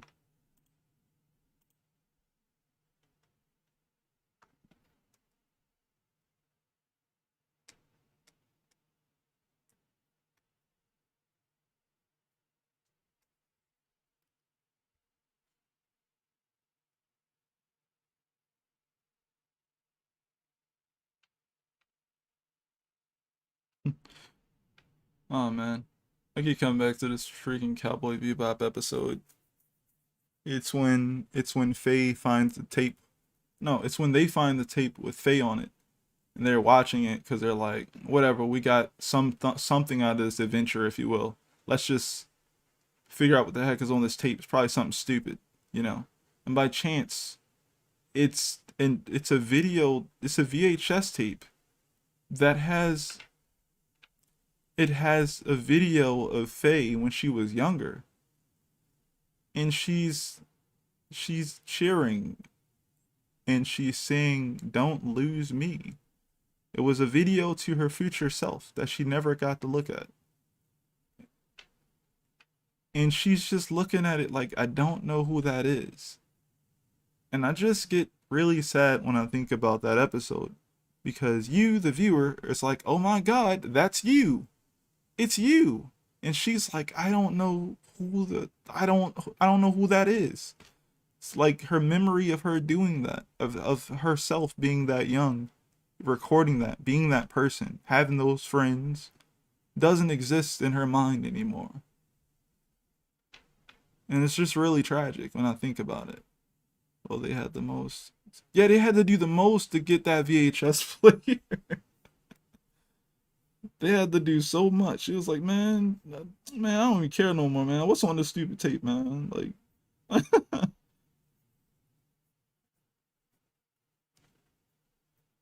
yeah, almost all of Cowboy Bebop is sad in retrospect. It only really hits them when Ed leaves. I feel like, yeah, yeah, it definitely hits when Ed leaves. Like all of it hits to me though. Like when they're looking back, I definitely know when Ed leaves, but there's so much, man. I love how when he was talking about Julia, when I first saw Julia, I didn't fall in love with her. I didn't even think she was that special. I just thought, wow, that's the one that Spike is in love with. I love that they weren't trying to pander to like anybody when they were making Julia. She was just a woman with blonde hair. She was tall. That's all I can say about Julia. You know what I'm saying? But when she died, didn't they make a moment of it, man? Like, freaking died in slow motion, man. It was crazy. Oh, man. Yo, the whole time they kept doing the thing with Spike's eyes, and they never explained it to us until he finally chose to stop running from his past.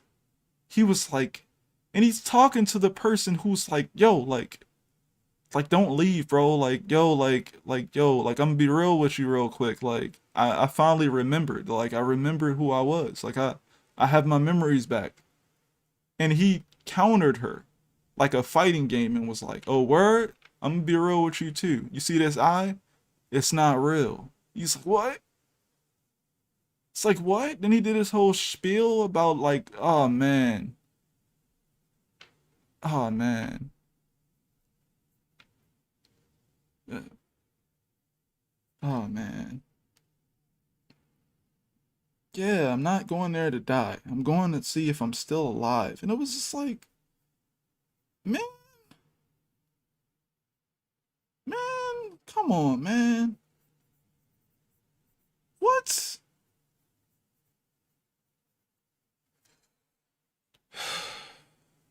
Yeah, it's not even like crazy dialogue heavy good writing. It's literally good character writing. It's just good character writing. Did you realize when Spike died, he killed the Syndicate at the same time? You realize that? Like, he killed, like, Vicious killed all the old guys.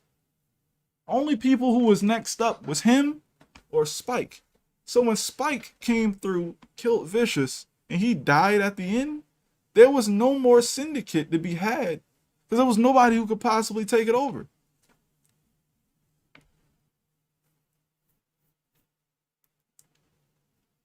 They was like, bro, that gotta be our new boss. That nigga died. He just died. He just died, bro. It was like, oh my god. Like, it was over.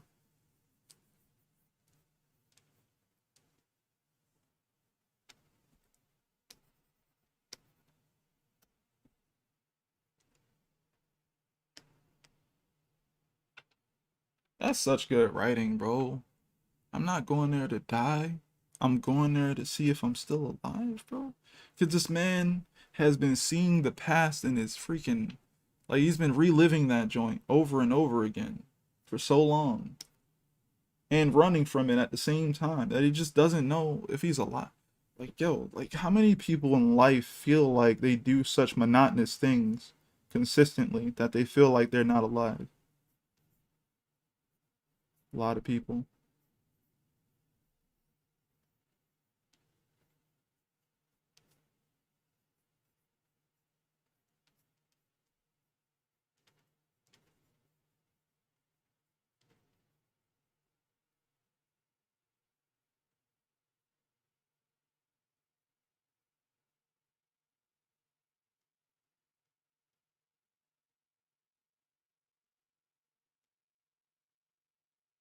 Mm.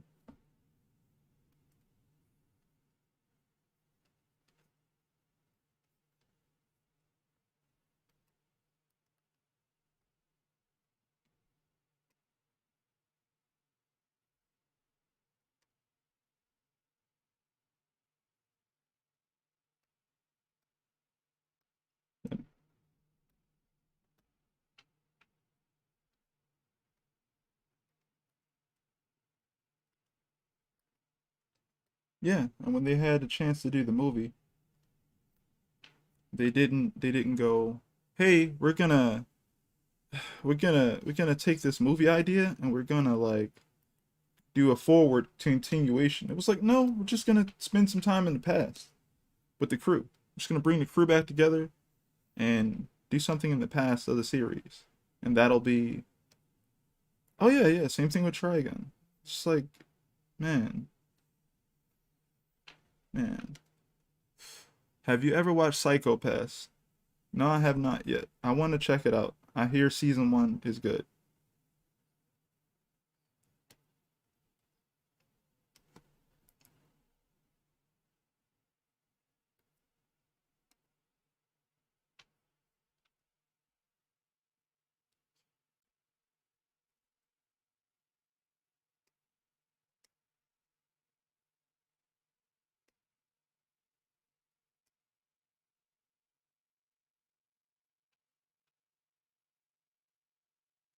Mm.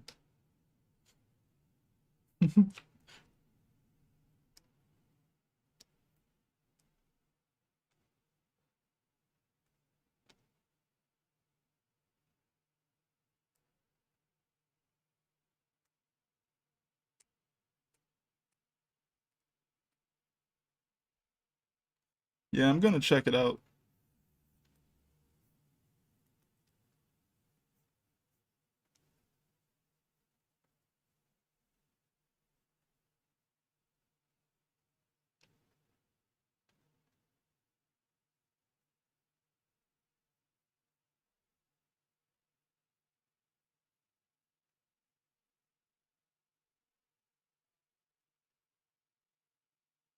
I only like it done one time. I've only seen it done one time where I was okay with it. It's only I've only seen it done one time where the an ending was created and it made sense to continue, but they just didn't. And then when they continued it, I was actually happy because it made more sense to continue it instead of where it tried to end. And the only time where that happened, where I was like okay with it continuing, was Battle Angel Alita. And Los knows what I'm talking about. You get to the if you will the part one of Battle Angel Alita, and you're just like, whoa, I did not think I'd be here. Like, okay. I mean, you'd be like, okay, I guess it, yeah, okay. And then you're like, and then when you see part two and how that starts, you're like, oh, all right, that makes way more sense. You're just like, this makes way this makes way more sense now going into part two of Battle Angel Alita than the end of Battle Angel Alita was trying to do. You just like, what's happening? Like, what's happening here? Like, it's like, look, Alita, why is everyone moving so slow? It's like, why are you moving so fast? Wait, why is this? What's this liquid at my feet? Y'all know what I'm describing. I ain't saying nothing, but it's like, what's happening? Oh man, oh man. When it got to part two, when you start reading part two of Battle Angel Elite, you're just like, yo, this makes so much more sense. What's happening here? And it's like it actually has a good continuation. This is a great continuation. It's good. But yeah, that's the only time I've ever seen it. I was like, I'm okay with this continuing after that. Can hmm. Hmm. You said you read volume one of Battle Angel Alita, and saw the movie. Nice. You should you should keep reading it. It's good. I promise you, it's good. It's good. You should read it up until somewhere in Last Order. It's called Battle Angel Alita Last Order. Finish the first part and get into Last Order, and man, do things kind of open up for you once you get to Last Order. I'm telling you, man. Uh, man, it's just it's very, yes. Get into Last Order. Get it's something you'll enjoy, in my opinion. And my whole thing is, in order to, I don't like to like pitch my own story, but when it comes to Last Order, when it comes to Battle Angel Alita, I like to say, if you want to read a story about a character who's allowed to be a character and not just, yo, this person is just this thing and they can only be this thing consistently. If you want to see someone with character growth, character progress, a backstory also, an interesting world they live in, read Battle Angel Alita. Um, And one of my favorite things about Alita is, even though a lot of people try to, I believe back in the day, or I guess even with the movie adaptation, they tried to say she was sexualized or something like that. Maybe it was the way her body looked or the way she visually looked. But here's a small spoiler. At no point in the comic was she ever sexually assaulted or utilized or anything like that. And this was made at the same time as like Ghost in a Shell.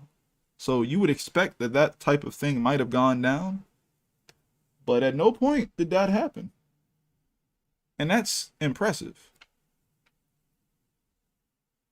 Oh man, here go people. Yeah, the only thing creepy about Alita in the movie was when she took out her heart. That was the only thing that was creepy, yo. That scared me. Like, you want my heart? Here. I was like, yo, chill. What's happening? Where the cameras at? Wait, why everybody disappearing in Discord? Okay. Why everybody disappearing? Oh, okay. Oh, hmm. 11:30.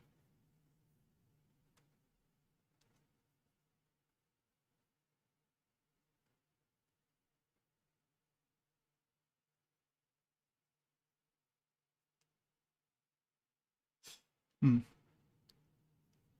But yeah, I think I'm gonna end it here. Got a little bit further today. Talked a lot about movies and stuff. I'm gonna get a lot further tomorrow and the next day. Well, tomorrow is, what is it? Yeah, it's Friday. So yeah, I'll be back tomorrow at 9 p.m. Eastern Standard Time, everyone. Be sure to come by and hang out. Subscribe if you haven't, if you're new, please. Um, and yeah, I'll see everyone tomorrow. So peace, everyone. Thanks, Austin. I appreciate it, man. I'm going to get out of here. So I'll see you guys tomorrow. Peace, everyone.